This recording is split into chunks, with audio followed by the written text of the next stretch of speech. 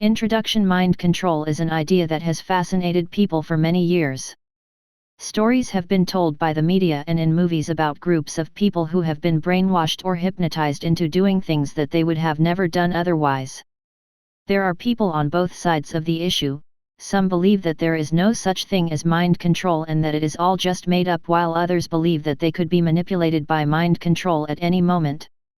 This guidebook is meant to explain some of the different types of mind control, how they work, and whether or not they can have a daily life application. Chapter 1 starts out talking about the different types of mind control that are available and which will be discussed in more detail throughout the book. These mind control techniques involve brainwashing, hypnosis, manipulation, persuasion, and deception. This chapter is meant to give a nice introduction to each of these types of mind control in order to set the stage for the later chapters. Chapter 2 continues on with talking about brainwashing. Topics such as what brainwashing is, the steps that are used during brainwashing, how brainwashing has been used as a court defense throughout history, and some of the common tactics that can be used during the brainwashing process. Much of this chapter is devoted to discussing the different steps that are used during the brainwashing processes, such as the 3 stages, the breaking down of the self, the possibility of salvation, and the rebuilding of the new self. Next, Chapter 3 discusses the mind control technique of hypnosis. The first section spends some time talking about what hypnosis is and includes information on the induction, suggestion, and susceptibility stages. Other topics that are discussed in this chapter include the applications of hypnosis, such as hypnotherapy, and the different types of hypnosis ranging from traditional hypnosis to video hypnosis and even subliminal hypnosis. Chapter 4 changes course a little to describe some of the mind control techniques that might be occurring in daily life. While the first 2 techniques would require isolation of the subject and the subject to be willing, these other forms can sometimes occur without the subject's consent or even knowledge. Chapter 4 talks about the first of these, which is manipulation. This chapter will spend some time discussing what manipulation is and some of the techniques that will be used in manipulation. Chapter 5 spends some time discussing the mind control technique of persuasion. It will delve into what persuasion is, including the different elements of persuasion along with the methods used to persuade the subject and different persuasion techniques. Chapter 6 is the final chapter of this guidebook and will take a look at the mind control technique of deception. Deception is something that many people are familiar with, although many might not recognize it as a form of mind control. In this chapter, topics about deception, including what is deception, the main components of deception, and the uses of deception, will be discussed. There is a lot of information provided in the world about the various forms of mind control. While some of them will require a lot of time and effort to change the mind of the subject, such as in the case of brainwashing, others will occur throughout daily life, such as with deception, manipulation, or persuasion. Understanding these different forms of mind control can help to make it easier to be in control of your own mind and limit the influence that others have on your own belief systems and identity. Also, by understanding these various mind control techniques, you will be able to apply some of the methods. However, if you decide to take this path, make sure you do so with extreme caution, because mind control, if applied maliciously, can be a dangerous thing and get you into serious trouble. So, without further ado, let's begin and explore the fascinating topic of mind control. Chapter 1 Types of Mind Control. The idea of mind control has been around for many years now. People have had both fascination and fear of what would happen if someone were able to control their minds and make them do things against their will. Conspiracy theories run abound about government officials and other people of power using their talents to control what small groups of people are doing. Even some court cases have been brought up using the excuse of brainwashing as an explanation for why they committed the crime they are accused of. Despite the dramatization of mind control that has been portrayed in the media and the movies, there is little that is known about the different types of mind control and how each of them works. This chapter will explore a little bit about the most common types of mind control as an introduction to explaining more about this interesting topic. While there are many different types of mind control that can be used to control the intended victim, there are 5 that are most commonly thought of. These include brainwashing, hypnosis, manipulation, persuasion, and deception. These will all be discussed below. Brainwashing. Brainwashing is the first type of mind control to discuss. Brainwashing is basically the process where someone will be connived to abandon beliefs that they had in the past in order to take new ideals and values. There are a lot of ways that this can be done, although not all of them will be considered bad. For example, if you are from an African country and then move to America, you will often be forced to change your values and ideals in order to fit in with the new culture and surroundings that you are in. On the other hand, those in concentration camps or when a new dictator government is taking over, they will often go through the process of brainwashing in order to convince citizens to follow along peacefully.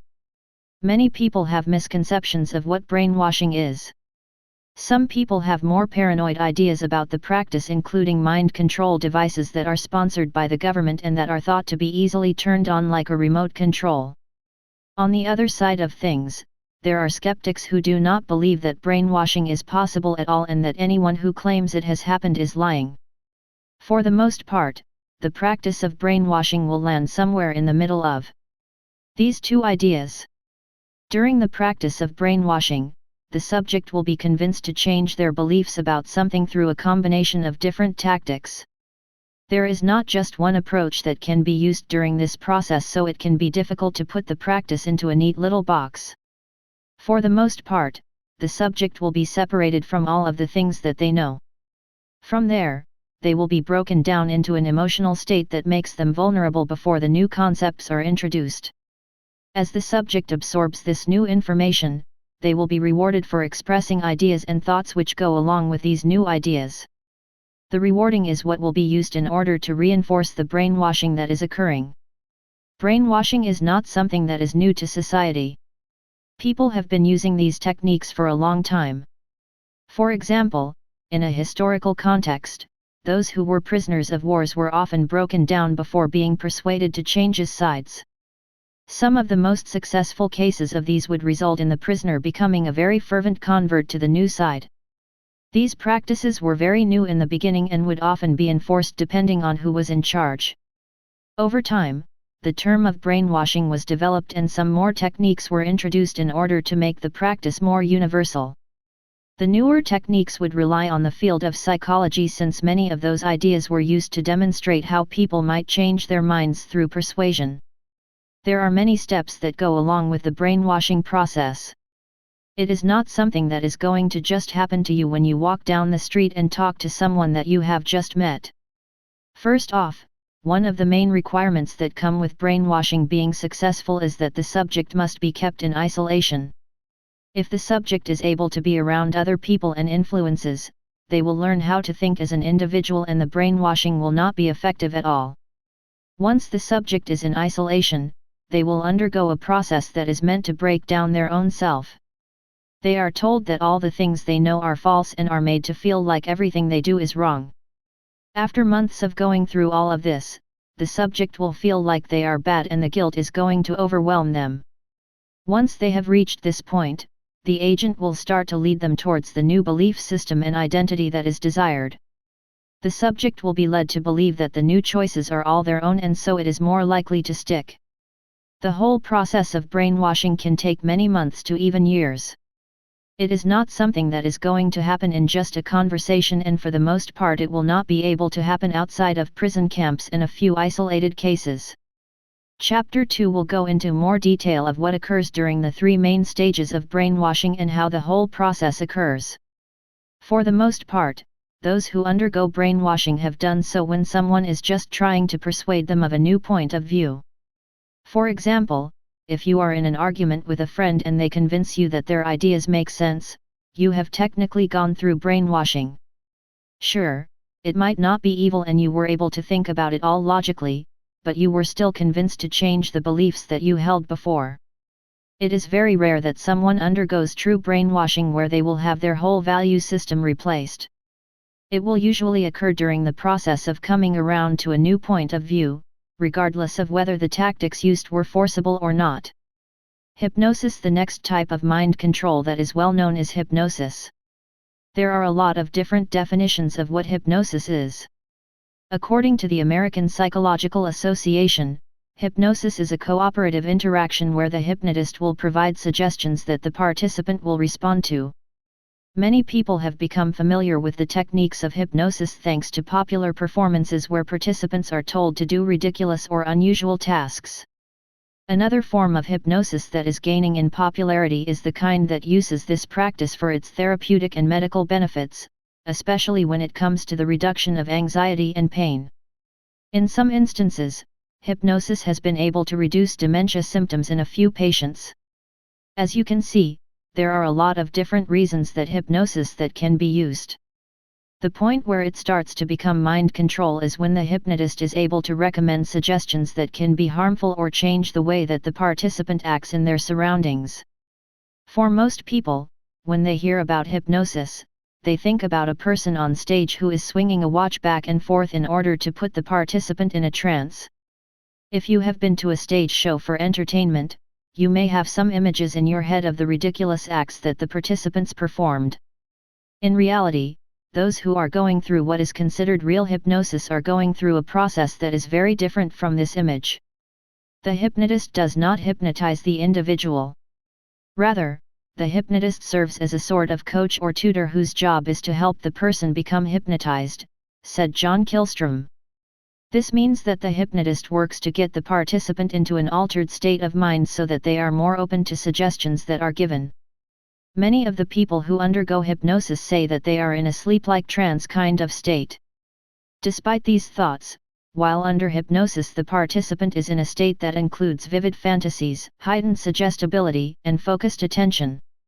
This new state makes them more susceptible to the suggestions that the hypnotist will be giving to them. It is hard to detail the effects that hypnosis can have on subjects since the experiences will vary quite a bit for each person who undergoes it. Some subjects will report feeling like they are detached from the whole experience, some will feel extremely relaxed during the hypnosis, and still others will feel that the actions they are doing will occur outside of their conscious choices. On the other side of things, individuals will state that they are fully aware of their surroundings and will even be able to carry out conversations during their hypnotic state. Some experiments that have been done by Ernest Hilgard shows that hypnosis can be used in order to alter the perceptions of the subjects. The experiment conducted by Hilgard included an instruction of the subject to not feel any pain in their arm. After they were told this, the subject had their arm placed in some ice water. Those who did this experiment and were not hypnotized needed to take their arms out of the water in just a few seconds since they felt pain. Those who were hypnotized were capable of leaving their arms in the water for a few minutes without experiencing pain. While more research will need to be done, this study shows how strong mind control can be when using the technique of hypnosis.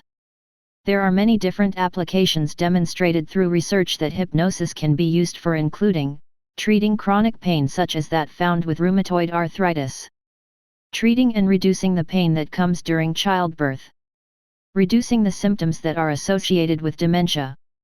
Some ADHD patients have seen reduction in their symptoms after using hypnotherapy, reducing cases of vomiting and nausea in chemotherapy patients, controlling of pain during dental procedures, eliminating and reducing skin conditions such as psoriasis and warts, alleviating symptoms that are associated with irritable bowel syndrome.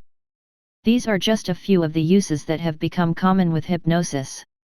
While many people are under the misconception that using hypnosis is used to control the subject and make them perform horrific acts or denounce their own beliefs, the most common uses are those for improving the health of the individuals. Most experts are in agreement that the effect of hypnosis as a form of mind control is not really a reality. While it may be possible to convince the mind to make a few changes in the habits and behavior of the subject, it is not likely that the subject will change their whole system of beliefs just through this process. Many of the people who are certified in this profession will use it to assist the subject in self-improvement and pain management rather than for trying to take over their minds. Manipulation. Manipulation is another form of mind control that can be used in various ways to determine the way the individual will think. In this guidebook, manipulation will refer to psychological manipulation. This is a type of social influence that works to change the behavior or perception of others. This is done using abusive, deceptive, and underhanded tactics. This form of mind control is used to advance the interests of the one manipulating, often at the expense of others. The methods that are used are often considered deceptive, devious, abusive, and exploitative. Many people will recognize when they are being manipulated or when others are being manipulated around them, but they do not recognize this as a form of mind control. This can often be a difficult form of mind control to avoid due to the fact that the manipulation will usually occur between the subject and someone they know well. Manipulation leaves the subject feeling like they have no choice in the matter. They will have been told outright lies or half-truths and did not realize the full extent of the situation until it is too late. If they find out about the situation ahead of time, the agent will be able to blackmail and use the subject in order to get to the final goal. The subject essentially becomes stuck because the agent will have crafted everything out in such a way that they will not get in trouble. The subject can take the blame or get hurt if it comes to that, and the agent will make it to their final goal. The most difficult thing about this is that the agent is incapable of feeling the needs of their subject or any other person. They are not going to care if the subject gets harmed in the process, whether it is emotional or physical harm. While the subject will be emotionally invested in the situation, the agent will be able to walk away, as long as they meet their final goal, without feeling any remorse or regret at what occurred along the way. This can be a dangerous form of mind control because the agent is going to be an expert at it, being able to blackmail, threaten, and do whatever else is necessary. At times they may even be able to turn things around so the subject feels like they are going insane. Persuasion. Persuasion is another form of mind control that is similar to manipulation in that it works in order to influence the behaviors, motivations, intentions, attitudes, and beliefs of the subject. There are many different reasons that persuasion could be used in everyday life, and often it is a necessary form of communication in order to get people of differing ideas on the same page. For example, in business, the process of persuasion will be used in order to change a person's attitude towards some object, idea, or event that is going on. During the process, either written or spoken words will be used in order to convey reasoning, feelings, or information to the other person. Another time that persuasion can be used is to meet a personal gain. This would include trial advocacy, when giving a sales pitch, or during an election campaign. While none of these are considered bad or evil, they are still used in a way to influence the listener to act or think in a certain way. One interpretation of persuasion is that it uses one's positional or personal resources to change the attitudes or behaviors of others. There are also several different types of persuasion that are known. The process of changing the beliefs or attitudes through appeals to reason and logic is known as systematic persuasion. The process where beliefs and attitudes are changed because of an appeal to emotions or habits is known as heuristic persuasion. Persuasion is a form of mind control that is used in society all of the time. When you talk to someone about politics, you might try to persuade them to think the same way that you do. When you are listening to a political campaign, you are being persuaded to vote a certain way. When someone is trying to sell you a new product, there is a lot of persuasion that is going on. This form of mind control is so prevalent that most people do not even realize that it is occurring to them at all. The issue will occur when someone takes the time to persuade you into believing ideals and values that do not match up to your own system of values. There are a lot of different kinds of persuasion that are available. Not all of them have an evil intent, but all of them are going to work to get the subject to change their minds about something. When a political candidate comes on television, they are trying to get the subject, or the voter, to vote a certain way on the ballot on election day. When you see a commercial on television or online, the company who presented that advertisement is trying to get the subject to purchase that product. All of these are types of persuasion that are bent at trying to get the subject to change the way that they think. Deception. Finally, deception is also considered a form of mind control because of the effect that it can have on the subject. Deception is used in order to propagate in the subject beliefs in events and things that just are not true, whether they are complete lies or just partial lies. Deception can involve a lot of different things, including sleight of hand, propaganda and dissimulation, concealment, Camouflage, distraction. This form of mind control is so dangerous because the subject often does not know that any mind control is going on at all. They have been convinced that one thing is true when the complete opposite is right. This can get dangerous when the deceit is hiding information that could keep the subject safe. Often, deception is seen during relationships and will usually lead to feelings of distrust and betrayal between the two partners. When deception occurs, there has been a violation of the relational rules and can make it difficult for the partner to trust the other for a long time. It can be particularly damaging because most people are used to trusting those around them, especially relational partners and friends, and expect them to be truthful to them for the most part. When they find out that someone they are close to is deceiving them, they may have issues with trusting others and will not have the sense of security that they are used to. Deception can cause a lot of issues in a relationship or within the agent and subject. The subject will have a lot of issues trusting the agent in the future once they find out about the deception. There will be times when the deception will be done in order to help out the relationship. These would include things such as not telling a spouse when someone says something mean about them. Other times the deception is more spiteful or harmful in nature, such as when the agent is hiding important information from the subject or is even deceiving in the person that they really are. No matter what type of deception is being deployed, most people agree that deception is harmful and should not be done. Chapter 2. Brainwashing. This chapter is going to focus on the process of brainwashing and all the components that come with it. Through the media and the movies that are seen, many people see brainwashing as an evil practice that is done by those who are trying to corrupt, influence, and to gain power. Some who really believe in the power of brainwashing believe that people all around them are trying to control their minds and their behavior. For the most part, the process of brainwashing occurs in a much more subtle way and does not involve the sinister practices that most people associate with it. This chapter will go into a lot more detail about what brainwashing is and how it can influence the subject's way of thinking. What is brainwashing? Brainwashing in this guidebook will be discussed in terms of its use in psychology. In this relation, brainwashing is referred to as a method of thought reform through social influence. This kind of social influence is occurring all throughout the day to every person, regardless of whether they realize it or not. Social influence is the collection of methods that are used in order to change other people's behaviors, beliefs, and attitudes. For example, compliance methods that are used in the workplace could technically be considered a form of brainwashing because they require you to act and think a specific way when you are on the job. Brainwashing can become more of a social issue in its most severe form because these approaches work at changing the way someone thinks without the subject consenting to it. For brainwashing to work effectively, the subject is going to need to go through a complete isolation and dependency due to its invasive influence on the subject. This is one of the reasons that many of the brainwashing cases that are known about occur in totalistic cults or prison camps. The brainwasher, or the agent, must be able to gain complete control over their subject.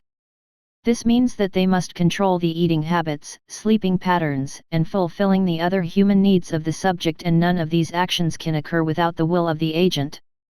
During this process, the agent will work to systematically break down the subject's whole identity to basically make it not work right anymore. Once the identity is broken, the agent will work to replace it with the desired beliefs, attitudes, and behaviors. The process of brainwashing is still up for debate whether or not it will work. Most psychologists hold the beliefs that it is possible to brainwash a subject as long as the right conditions are present. Even then, the whole process is not as severe as it is presented in the media. There are also different definitions of brainwashing that make it more difficult to determine the effects of brainwashing on the subject. Some of these definitions require that there must be some sort of threat to the physical body of the subject in order to be considered brainwashing. If you follow this definition, then even the practices done by many extremist cults would not be considered true brainwashing as no physical abuse occurs. Other definitions of brainwashing will rely on control and coercion without physical force in order to get the change in the beliefs of the subjects. Either way, experts believe that the effect of brainwashing, even under the ideal conditions, is only a short-term occurrence. They believe that the old identity of the subject is not completely eradicated with the practice, rather, it is put into hiding and will return once the new identity is not reinforced anymore. Robert J. Lifton came up with some interesting thoughts on brainwashing in the 1950s after he studied prisoners of the Chinese and Korean war camps. During his observations, he determined that these prisoners underwent a multi-step process to brainwashing. This process began with attacks on the sense of self with the prisoner and then ended with a supposed change in beliefs of the subject. There are 10 steps that Lifton defined for the brainwashing process in the subjects that he studied. These included: 1. An assault on the identity of the subject. 2. Forcing guilt on the subject. 3. Forcing the subject into self-betrayal. 4. Reaching a breaking point. 5. Offering the subject leniency if they change. 6. Compulsion to confess. 7. Channeling the guilt in the intended direction. 8. Releasing the subject of supposed guilt. 9. Progressing to harmony. 10. The final confession before a rebirth. All of these stages must take place in an area that is in complete isolation. This means that all of the normal social references that the subject is used to coming in contact with are unavailable.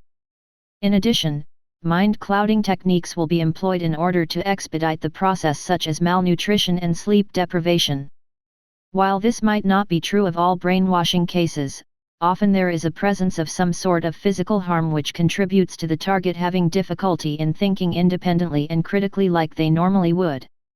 Steps used. While Lifton separated the steps of the brainwashing process into 10 steps, modern psychologists organize it into 3 stages in order to better understand what goes on for the subject during this process. These 3 stages include the breaking down of the self, introducing the idea of salvation to the subject, and the rebuilding of the self of the subject. Understanding each of these stages and the process that happens with each of them can help you to understand what is going on to the identity of the subject with this process. Breaking down of self. The first stage of the brainwashing process is the breaking down of the self. During this process, the agent wants to break up the old identity of the subject in order to make them feel more vulnerable and open to the desired new identity. This step is necessary in order to continue on the process. The agent is not going to be very successful with their endeavors if the subject is still firmly set in their resolve and their old identity.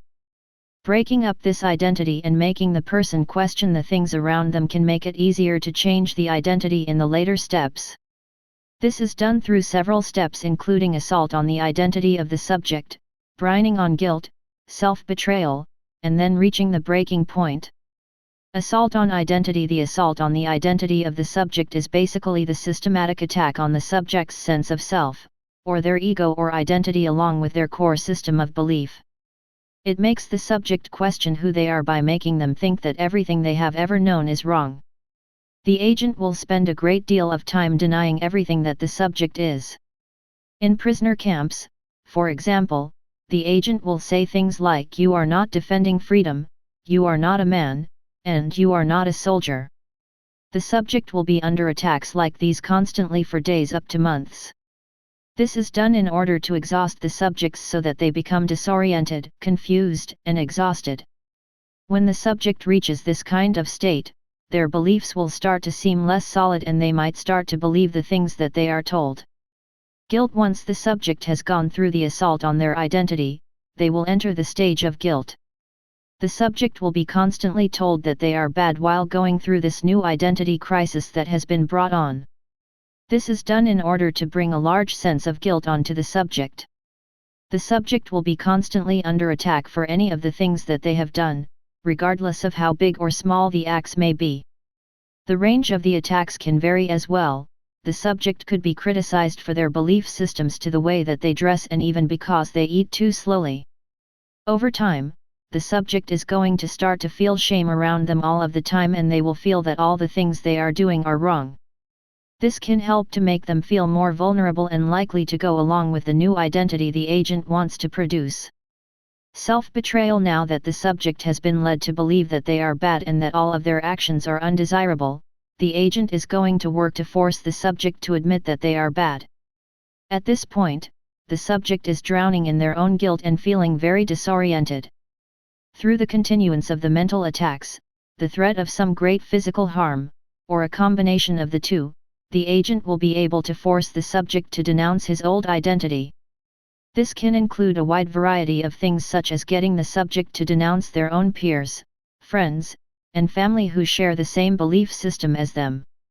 While this process may take a while to occur, once it does, the subject will feel like he betrayed those that he feels loyal to. This will also increase the shame as well as the loss of identity that the target is already feeling, further breaking down the identity of the subject. Breaking point. By this point, the subject is feeling very broken down and disoriented. They may be asking questions such as where am I? Who am I? And what should I do? The subject is in an identity crisis at this point and is going through some deep shame. Since they have betrayed all of the beliefs and the people that he has always known, the subject is going to go through a nervous breakdown. In psychology, this just means a collection of severe symptoms that often indicate a large number of supposed psychological disturbances. Some of the symptoms can involve general disorientation, deep depression, and uncontrolled sobbing. The subject may have the feelings of being completely lost along with having a loose grip on reality. Once the subject reaches this breaking point, they will have lost their sense of self and the agent will pretty much be able to do whatever they want with them at this point since the subject has lost their understanding of what is going on around them and who they are. Also, at this point, the agent will set up the various temptations that are necessary in order to convert the subject towards a new belief system. The new system will be set up in a way to offer salvation to the subject from the misery that they are feeling. Possibility of salvation. After the agent has been effective at breaking down the self of the subject, it is time to move on to the next step. This step involves offering the subject the possibility of salvation only if they are willing to turn away from their former belief system and instead embrace the new one that is being offered. The subject is given the chance to understand what is around them, are told that they would be good again and that they would feel better if they would just follow the new desired path. There are 4 steps that are included in this stage of the brainwashing process: leniency, compulsion to confession, channeling of the guilt and releasing of the guilt. Leniency is the I can help you stage. The subject has been broken down and forced to turn away from the people and the beliefs that they have held on to for so many years. They have been told that they are bad and that everything they do is wrong. The subject is going to feel lost and all alone in the world, shameful at all of the bad things that they have done and wondering which way they can turn. When they reach this stage, the agent is able to offer them some form of release by offering to help them. This will often be in the form of a reprieve from the abuse the subject has incurred or some other small kindness. For example, the agent can offer a little extra food or a drink of water to the subject or even take a few moments to ask the subject personal questions about home and loved ones. In the subject's current state, these small acts of kindness will seem like a big deal, resulting in the subject feeling a big sense of gratitude and relief towards the agent. Often these feelings are way out of proportion in comparison to the offering that has been made. In some instances, the subject may feel like the agent has done the act of saving their life rather than just offering a small service. This distortion of events works in the favor of the agent as the subject is now going to gain ties of loyalty with the agent rather than things of the past. Compulsion to confession. Once the agent has been able to gain the trust of their subject, they will try to get a confession out of the process. This stage is often known as the you can help yourself. During this stage of the brainwashing process, the subject starts to see the differences between the pain and guilt that they felt during the identity assault and the relief that they are feeling from the sudden leniency that is offered. If the brainwashing process is effective, the subject may even start to feel a desire to reciprocate some of the kindness that has been offered to them by the agent. When this occurs, the agent will be able to present the idea of confession as a possible means to relieving the subject of the pain and guilt that they are feeling. The subject will then be led through a process of confessing all of the wrongs and sins that they have done in the past. Of course, these wrongs and sins will be in relation to how they affect the new identity that is being created. For example, if the subject is a prisoner of war, this step will allow them to confess the wrongs that they did by defending freedom or fighting against the regime of the other country. Even if these are not necessarily wronging or sins, they go against the new ideology that the regime is always right and so they must be confessed. Channeling of guilt. Once the subject enters the channeling of guilt step, they have been undergoing the assault of their self for many months. By the time the subject reaches this point in the brainwashing process, they are able to feel the guilt and the shame that has been put on them, but it has pretty much lost its meaning. They are not able to tell you exactly what they have done wrong to make them feel this way, they just know that they are wrong. The agent will be able to use the blank slate of the subject in order to explain why they are in the pain that they are feeling. The agent will be able to attach the sense of guilt that the subject is feeling to whatever they want. If the agent is trying to replace a system of beliefs, they will take the old system and convince the subject that those beliefs are what are making them feel the guilt. This is the stage where the contract between the old beliefs and the new beliefs are established. Basically, the old belief system has been established to correspond with the psychological agony that the subject has been feeling, while the new belief system has been established to correspond with the ability to escape that agony. The choice will be the subject's, but it is pretty easy to see that they would choose the new system in order to start feeling better. Releasing of guilt. In this step, the subject has come to realize that their old values and beliefs are causing them pain. By this time, they are worn down and tired of feeling the guilt and shame that has been put on them for many months. They start to realize that it is not necessarily something that they have done that makes them feel this way, rather, it is their beliefs that are causing the guilt. The embattled subject is able to feel some relief from the fact that there is something that they can do about the guilt. They will also feel relieved because they now have come to the understanding that they are not the bad person, rather it is the people that they have been around and their belief system that is the true culprit that is causing the malaise, which is something that they can fix in order to become good again. The subject has learned that they have a means of escape simply by escaping the wrong belief system that they have held and embracing the new one that is being offered. All that the subject will have to do in order to release the guilt that they are feeling is to denounce the institutions and people that are associated with the old belief system, and then they will be released from the guilt. The subject now has some control over this stage. They will be able to realize that the release of guilt is up to them completely. All the subject will need to do for this stage in order to be released from the wrongness is to confess to any of the acts they have committed that are associated with the old belief system. Once the full confession is done, the subject will have completed the full psychological rejection of their former identity. The agent will need to step in at this point in order to offer a new identity to the subject and help them to rebuild their identity into the desired one. Rebuilding of self. By this step, the subject has gone through a lot of steps and emotional turmoil. They have been put through an ordeal that is meant to strip them of their old identity, told that they are bad and need to be fixed, and slowly come to the realization that their belief system is the cause of their wrongness and that it needs to be changed. Once all of this has been reached, the subject is going to need to learn how to rebuild their self, with the help of the agent. This stage allows the agent the freedom to implant the ideas of the new system, since the subject is a clean slate and very eager to learn how to be and feel better. There are 2 steps that are seen during this stage, including harmony and the final confession before starting over. Harmony. The agent will use this step in order to convince the subject that it is their choice to make a change. They might tell the subject that they have the choice to choose what is good and make a change that will help them to feel better.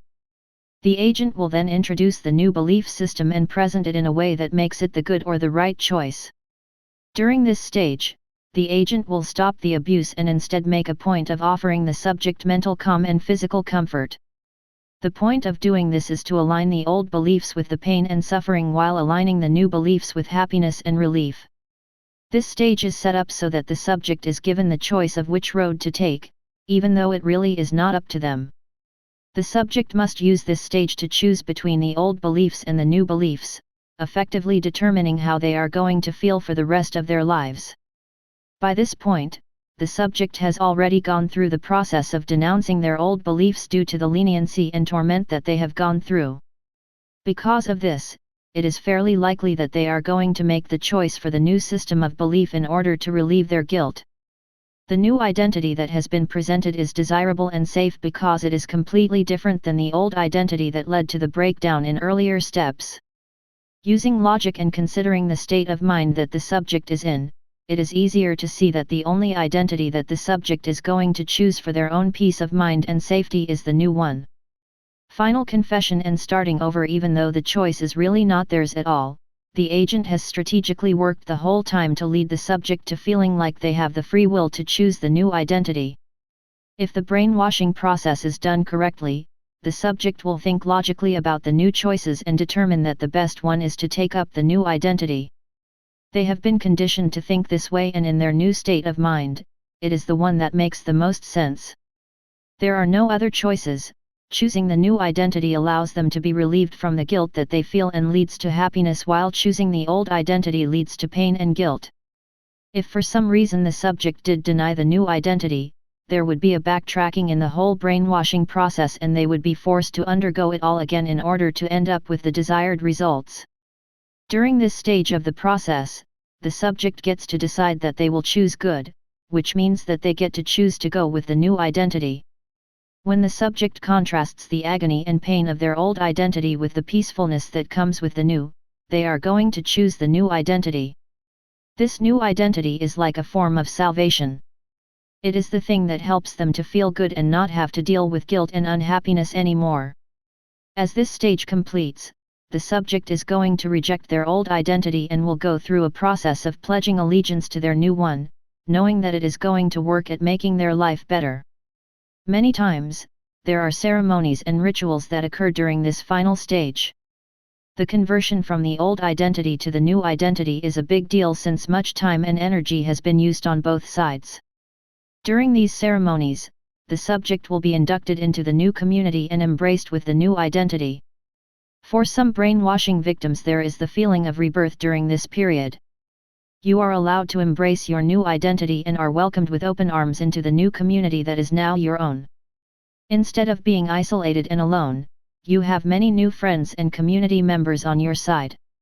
Instead of feeling the guilt and pain that has plagued you for many months, you are going to feel happiness and peacefulness with everything that is around you. The new identity is now yours and the brainwashing transformation is complete. This process can take place over a period of many months to even years. Most people are set in their identity and the beliefs that they have. It is not possible to change all of this in just a few days unless the person was already willing to change, and that would make the brainwashing techniques unnecessary. Isolation would also be necessary because outside influences will prevent the subject from relying on the agent during this process. This is why most of the brainwashing cases occur in prison camps and other isolated instances. The vast majority of people will not have the chance of encountering brainwashing due to the fact that they are always surrounded by people and technology that would hinder the whole brainwashing process. Once the person is in isolation, the process takes a long time due to the many steps that must be taken in order to change the ideals held by the individual for many years so that they will embrace the new identity as their own while also feeling that the choice has always been theirs. As can be seen, there are quite a few steps that must be taken in order to go through the brainwashing process. It is not something that is going to happen just by running into someone on the street and exchanging a few words. It requires the isolation and time to convince the subject that everything they know is wrong and that they are a bad person. It then continues on with trying to force out a confession that the subject is bad and that they want to renounce all of the things that they have done that are bad due to their old identity. Finally, the subject will be led in the direction of believing that they can change for the better if they just abandon their old ideas and instead embrace the peacefulness and rightness that comes with the new identity that is presented. All of these steps must occur for the brainwashing to be effective and the new identity to be put in place. Brainwashing as court defense. Throughout history, people have been claiming that they committed terrible wrongs because they had been brainwashed. It was an excuse that many would claim, hoping to save their own lives or to get away with a mass murder or some other crime against humanity. It might even be something as simple as stealing from another person. Whatever the action was, brainwashing was an easy defense because it took the responsibility of the action away from the accused, and it was difficult to prove whether someone had been brainwashed or not. Whether brainwashing pleas can be used as a defense in the courtroom is up to some debate. Many experts feel that by allowing this defense into the courtroom, the courts would become overwhelmed with false claims of brainwashing, and the resources for proving or disproving this defense would be more than the courts could handle. Despite this, there have been some cases brought to court that may show the validity of brainwashing as a defense for crimes committed. The first example of this happened in 1976. Patty Hearst, the heiress to a large publishing fortune, used the defense of brainwashing when she stood trial for a bank robbery. In the early 1970s, Hearst was kidnapped by the SLA, the Symbionese Liberation Army, and ended up joining this group. During the trial, Hearst reported that she had been locked up in a closet for at least a few days after she had been kidnapped. While in the closet, Hearst stated that she was afraid of her life, brutalized, tired, and was not fed while members of the SLA bombarded her with their ideology against a capitalist country. Within the 2 months of her kidnapping, Patty had changed her name while also issuing a statement saying that her family were Pig Hearsts, and then appeared on the security tape of a bank robbing it along with those who had kidnapped her. In 1976, Patty Hearst stood trial for this bank robbery and was defended by F. Lee Bailey. In the defense, it was claimed that Hearst had been brainwashed by the SLA. This brainwashing had forced Hearst to commit a crime that she would have never done under any other circumstance.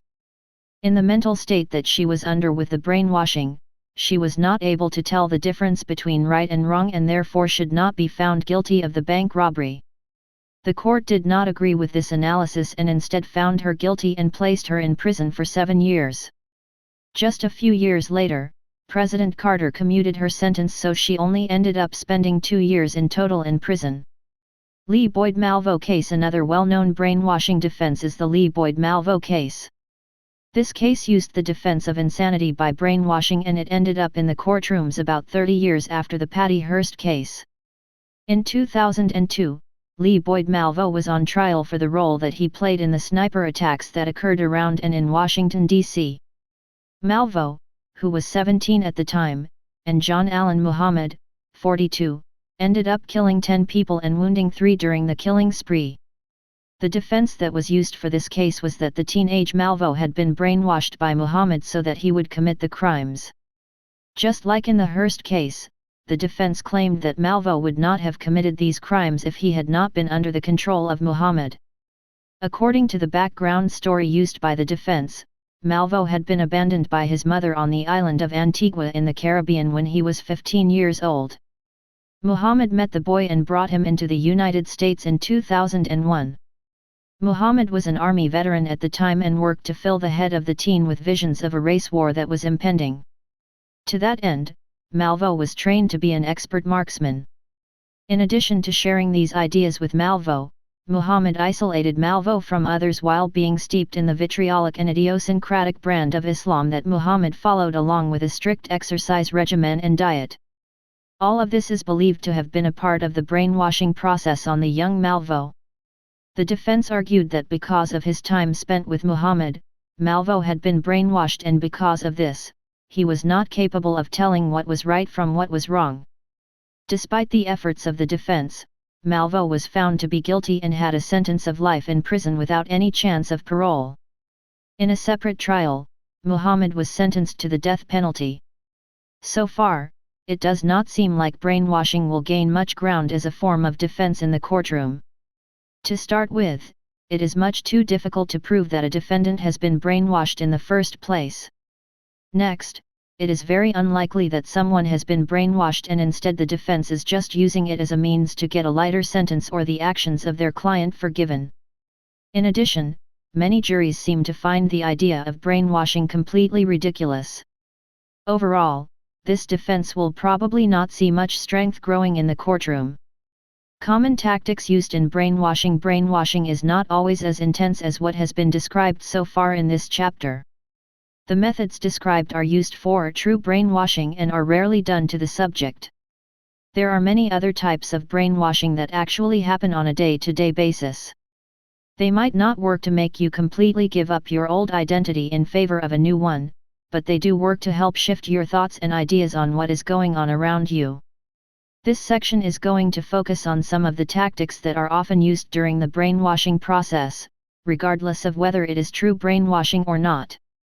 Hypnosis, which will be discussed in more detail in the next chapter, is a form of brainwashing in some circumstances.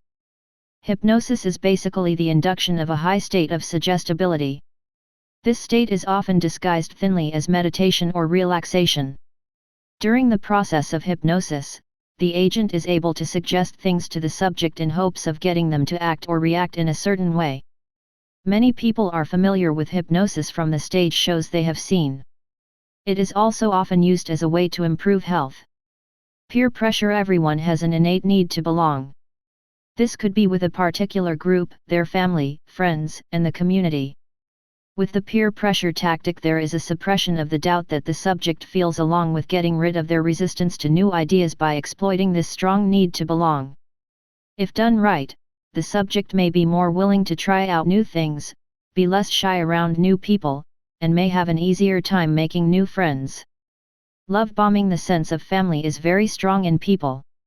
This is the group that you were born into and that you have supposedly been around for your whole life. They know you better than anyone, and those who have missed out on this kind of relationship may find that they are feeling alone and unwanted. With love bombing, the agent is able to create a sense of the family by the use of emotional bonding, feeling, and through sharing and physical touch. This allows the agent and the subject to bond in a familial way, making it easier to trade in the old identity for the new one. Rejecting old values. As mentioned a little bit earlier in this chapter, the agent is working to convince the subject to denounce all of their own values. This process is accelerated through the process of intimidation, physical threat, and other means. At the end, the subject will denounce the values and beliefs that they once held close and will begin to accept the new lifestyle that is presented to them by the agent. Confusing doctrine. In this tactic, there will be an encouragement to blindly accept the new identity while rejecting other logic that the subject will have. In order to do this, the agent will go through a complex set of lectures about a doctrine that is going to be incomprehensible. The subject will learn to blindly trust what the agent is saying through this process, whether it is about the doctrine or about the new identity that is being formed. Metacommunication. This tactic is employed when the agent works to implant subliminal messages into the mind of the subject. This will be done when the agent stresses certain words or phrases that are key to the new identity. These phrases and keywords will be implanted into confusing long lectures that the subject will be forced to sit through. No privacy. Privacy is a privilege that many subjects will lose until they have converted over to the new identity that is provided to them. Not only is this taken away as a method to make the guilt and wrongness more apparent to the subject, but it also takes away the ability the subject has to logically evaluate the things that they are being told. If the subject is allowed to have privacy, they will have time to privately contemplate the information they are given and may discover that it is untrue or does not hold up to what they already believe. Taking away this privacy means that the agent or agents are always around and the subject is always being led to the new identity. Disinhibition. During this tactic, the subject is encouraged by the agent to give childlike obedience. This makes it easier for the agent to shape the mind of the subject. Unbending rules. The rules that are put in place by the agent are often strict and will never be changed. These rules are meant to make it difficult for the subject to think and act on their own, rather, they will spend their time doing exactly what they are told to do by the agent. There are many different rules that could fit into this category, such as the rules that will be followed for the disorientation and regression process, all the way to how the subject is allowed to use medications, take bathroom breaks, and eat meals. These rules are put in place in order to completely control the subject during the brainwashing process. Verbal abuse. Verbal abuse is one of the tactics that is used during the breaking down stage. Often the subject will become desensitized when they are bombarded with abusive and foul language all of the time. At times, physical abuse may supplement or replace verbal abuse. Sleep deprivation. When a person is not getting the amount of sleep that they require, they will often become vulnerable and disoriented. This can help create the ideal environment that the agent is looking for during the breaking down and confession stages of the brainwashing process. In addition, many times the subject will be required to do prolonged physical and mental activities on top of the inadequate sleep in order to hurry the process even more. Dress codes. Enforcing a dress code further removes any individuality that the subject may have, as well as the choice they are used to of picking out their own clothes. Often during the brainwashing process, the subject will be demanded to wear the dress code held by the rest of the group. Chanting the agent will work to eliminate any non-cult ideas that may be present in the mind of the subject. One way to accomplish this is through chanting or repetition of the phrases that are used by those who follow the new identity. Confession is deeply encouraged in those who are transforming from their old identity to the new identity. During this process, the subject will destruct their own individual ego by confessing all of their innermost feelings of doubt and personal weaknesses to the agent. Once they are able to let go of these things, the introduction of the new identity is able to occur. Financial commitment. In some cases, there will be financial contributions which must be met. This can help the agent in several ways. First, the financial commitment allows an increased dependence of the subject on the group because the subject may be burning bridges to their past. They will donate different assets, whether it is their car, house, money, or some other financial contribution, in the hopes that they will be able to get over their shame and guilt. Now they are financially attached to the new identity. In addition, the agent will be able to use these financial contributions to further their own needs. Pointing the finger. When you are able to point the finger at someone else, you will feel a sense of righteousness. This is your way of telling the world that you are good simply by pointing out some of the shortcomings that are going on in the world. The agent may point out all of the killing, racism, and greed that are in the world before contrasting it to the good of the new identity that the subject is being led to. Isolation. If you are isolated from everything that is around you, it becomes difficult to get outside opinions that might change your mind. This is what the agent will strive for because they do not want all of their work to go away. Those who are being brainwashed will be separated from society, friends, family, and any other rational references that would change their way of thinking. Controlled approval. The agent is going to work in order to maintain the confusion and vulnerability of the subject during the breaking down period. One method of doing this is through controlled approval. The agent will alternately punish and reward similar actions, making it difficult for the subject to know what is right and what is wrong. Change of diet. Changing the amount of food the subject is allowed to consume is another tactic used to create disorientation while increasing the susceptibility of the subject to emotional arousal. When the agent dramatically decreases the amount of food that the subject is allowed to consume, they are depriving the subject's nervous system of the nutrients that are necessary to thrive. Adding drugs to the mix may also be added into this category. Games are sometimes used in order to induce more dependence on the group. Games will be introduced and most of them will have really obscure rules that the subject will not understand. In some instances, the subject will not be told the rules and they must figure them out, or the rules will constantly change. This tactic allows the agent to gain more control. No questions. During the brainwashing process, the subject is not allowed to ask questions. Questions promote individual thinking and this is dangerous to the brainwashing practice. When no questions are allowed, it helps the agent accomplish an automatic acceptance from the subject to the new identity. Guilt. The subject has been told that they are bad and that everything they do is bad. Guilt is a common tactic that is used by the agent in order to make the subject question their beliefs and what is going on around them. The sins of the subject's former lifestyle will be exaggerated in order to bring about the guilt and reinforce the need of salvation in the subject.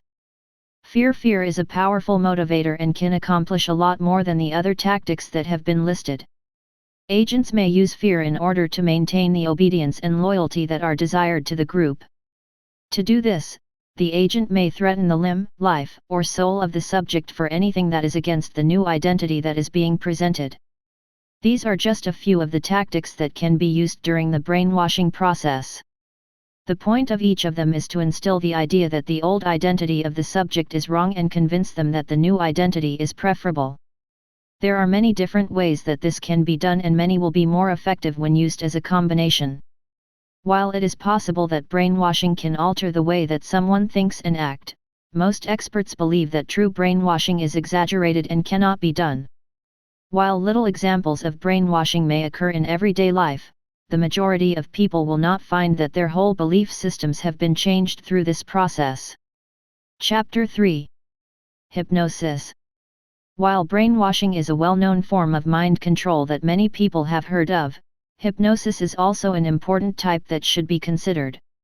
For the most part, those who are familiar with hypnosis know about it from watching stage shows of participants doing ridiculous acts. While this is a type of hypnosis, there is a lot more to it. This chapter is going to concentrate more on hypnosis as a form of mind control. What is hypnosis? To start with is the definition of hypnosis. According to experts, hypnosis is considered a state of consciousness that involves the focused attention along with the reduced peripheral awareness that is characterized by the participant's increased capacity to respond to suggestions that are given. This means that the participant is going to enter a different state of mind and will be much more susceptible to following the suggestions that are given by the hypnotist. It is widely recognized that there are two theory groups that help to describe what is happening during the hypnosis period. The first one is known as the altered state theory. Those who follow this theory see that hypnosis is like a trance or a state of mind that is altered where the participant will see that their awareness is somewhat different from what they would notice in their ordinary conscious state. The other theory is the non-state theories. Those who follow this theory do not think that those who undergo hypnosis are entering into different states of consciousness. Rather, the participant is working with the hypnotist to enter a type of imaginative role enactment. While in hypnosis, the participant is thought to have more concentration and focus that couples together with a new ability to intensely concentrate on a specific memory or thought. During this process, the participant is also able to block out other sources that might be distracting to them. The hypnotized subjects are thought to show a heightened ability to respond to suggestions that are given to them, especially when these suggestions come from the hypnotist. The process that is used in order to place the participant into hypnosis is known as hypnotic induction and will involve a series of suggestions and instructions that are used as a type of warm-up. There are many different thoughts that are brought up by the experts as to what the definition of hypnosis is. The wide variety of these definitions comes from the fact that there are just so many different circumstances that come with hypnosis and no one person has the same experience when they are going through it. Some of the different definitions of hypnosis by experts include the following. 1. A special case of psychological regression, Michael Nash. 2. Ernest Hilgard and Janet Hilgard have written in great depth about hypnosis and describe it as a way for the body to dissociate from itself in another plane of consciousness. 3. Sarbin and Co., two well-known social psychologists, have used the term of role theory to describe hypnosis. Under this definition, the participant is playing the role of being hypnotized, they are acting like they are hypnotized rather than actually being in that state. 4. According to T.X. Barber, hypnosis is defined based on the different non-hypnotic behavioral parameters. Under this definition, the participant will define the task motivation and label the situation that they are in as hypnosis since they have no other thing to call it. 5. Weitzenhofer wrote in some of his earlier writings about hypnosis. He conceptualized that hypnosis is a state of enhanced suggestibility. In more recent writings, he went on to define the act of hypnosis as a form of influence by one person exerted on another through the medium or agency of suggestion. 6. Brenman and Gill used the psychoanalytic concept of regression in the service of the ego, to help describe what hypnosis was all about. Under this definition, the participant is willing to go under hypnosis and into the altered state because it helps out their ego and makes them to feel better. 7.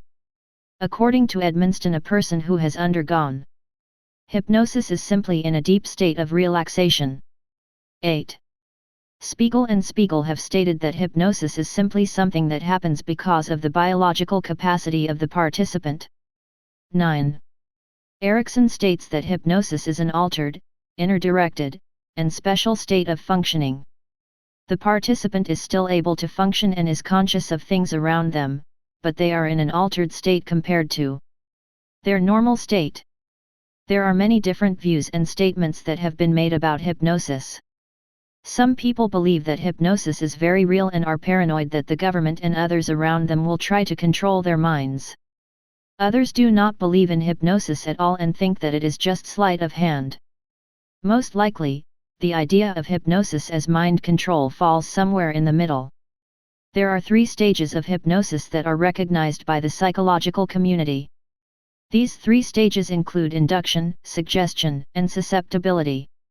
Each of them is important to the hypnosis process and will be discussed further below. Induction. The first stage of hypnosis is induction. Before the participant undergoes the full hypnosis, they will be introduced to the hypnotic induction technique. For many years this was thought to be the method used to put the subject into their hypnotic trance, but that definition has changed some in modern times. Some of the non-state theorists have seen this stage slightly differently. Instead, they see this stage as the method to heighten the participants' expectations of what is going to happen, defining the role that they will play, getting their attention to focus in the right direction, and any of the other steps that are needed in order to lead the participant into the right direction for hypnosis. There are several induction techniques that can be used during hypnosis.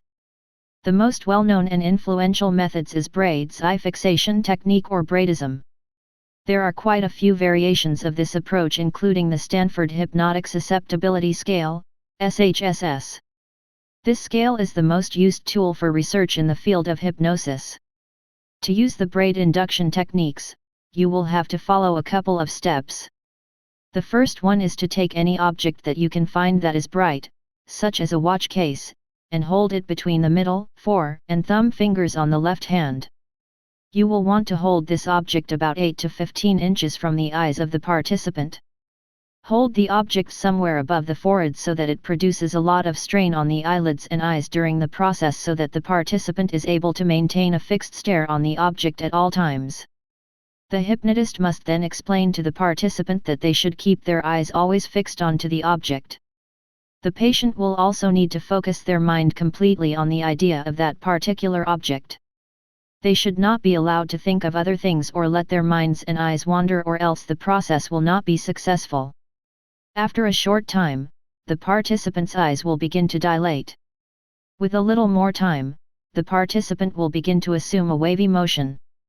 If the participant involuntarily closes their eyelids when the middle and forefingers of the right hand are carried from the eyes to the object, then they are in the trance.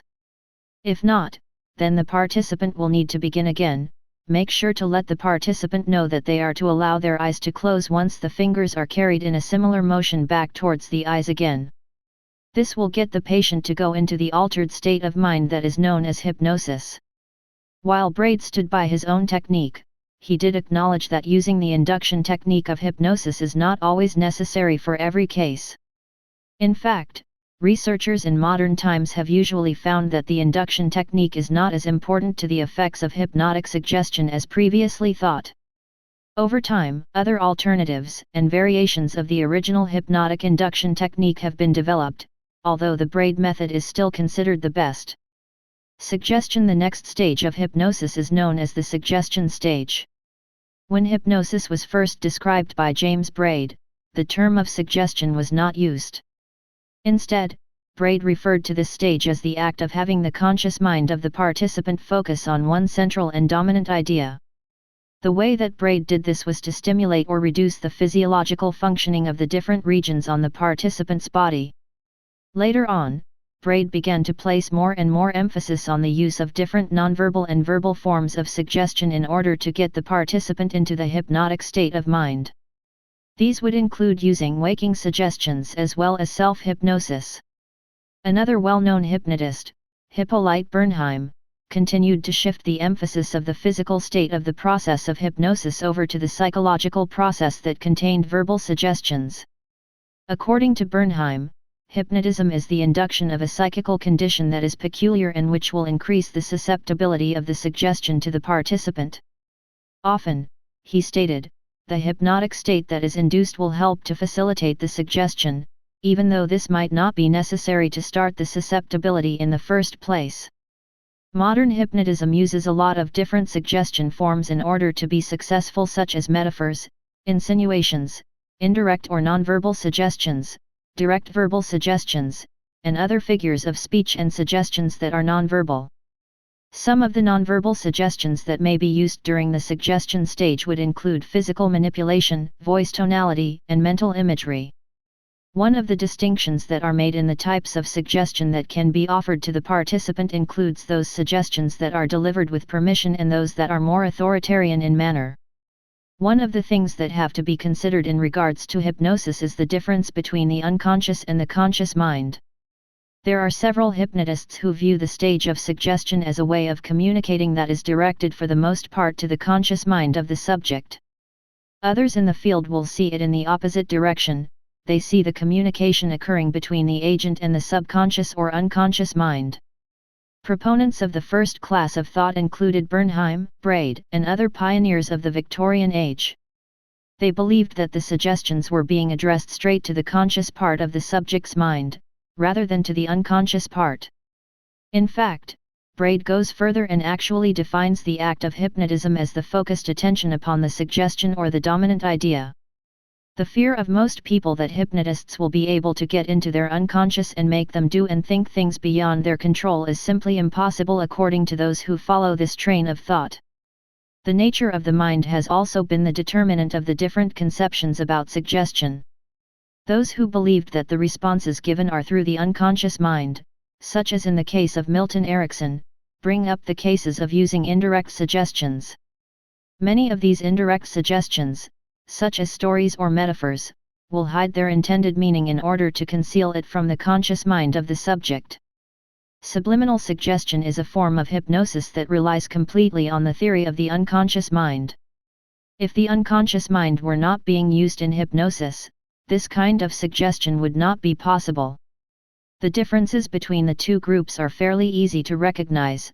Those who believe that the suggestions will go primarily to the conscious mind will use direct verbal instructions and suggestions, while those who believe the suggestions will go primarily to the unconscious mind will use stories and metaphors with hidden meanings. In either of these theories of thought, the participant will need to be able to focus on one object or idea.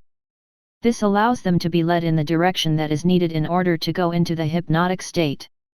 Once the suggestion stage has been completed successfully, the participant will then be able to move into the third stage, susceptibility. Susceptibility. Over time, it has been observed that people will react differently to hypnosis. Some people find that they are able to fall into a hypnotic trance fairly easily and do not have to put much effort into the process at all. Others may find that they are able to get into the hypnotic trance, but only after a prolonged period of time and with some effort. Still others will find that they are not able to get into the hypnotic trance and even after continued efforts will not reach their goals. One thing that researchers have found interesting about the susceptibility of different participants is that this factor remains constant. If you have been able to easily get into a hypnotic state of mind, you are likely to be the same way for the rest of your life. On the other hand, if you have always had difficulty in reaching the hypnotic state and have never been hypnotized, then it is likely that you never will. There have been several different models developed over time to try and determine the susceptibility of participants to hypnosis. Some of the older depth scales work to infer which level of trance the participant was in through the observable signs that were available. These would include things such as the spontaneous amnesia. Some of the more modern scales work to measure the degree of self-evaluated or observed responsiveness to the specific suggestion tests that are given, such as the direct suggestions of arm rigidity. According to the research that has been done by Deirdre Barrett, there are two types of subjects that are considered highly susceptible to the effects of hypnotism. These two groups include dissociates and fantasizers. The fantasizers will score high on the absorption scales, will be able to easily block out the stimuli of the real world without the use of hypnosis, spend a lot of their time daydreaming, had imaginary friends when they were a child, and also grew up in an environment where imaginary play was encouraged. On the other side of things are the dissociates. This group will often come from a background of trauma or childhood abuse, found ways to forget the unpleasant events that are in their past, and can escape into a numbness. If a person in this group does daydream, it is more in the terms of going blank instead of creating fantasies. Both of these groups scored high on the tests of hypnotic susceptibility. The two groups that have the highest rates of hypnotizable include those suffering from post-traumatic stress disorder and dissociative identity disorder. Applications hypnosis as a field and as an idea has been around for a long time. Due to this, various applications have begun to emerge that help to put the process of hypnosis to good use. In fact, the various applications of using hypnosis cross many fields such as entertainment, self-improvement, military uses, and medical uses. Other areas that have recently begun to use hypnotism include rehabilitation, physical therapy, education, sports, and forensics. Even artists have begun to employ hypnotism in order to reach certain creative purposes. This is shown the most by André Breton, a surrealist artist, who has employed hypnosis among other techniques for his own creative purposes. One of the growing uses of hypnosis is in the field of self-improvement. Many people have chosen to do self-hypnosis in order to help them lose weight, reduce stress, and quit smoking. The following sections will discuss some different fields where hypnosis has been growing as well as how the process of hypnosis is working in those fields. Hypnotherapy. Hypnotherapy is the use of hypnosis as a form of psychotherapy.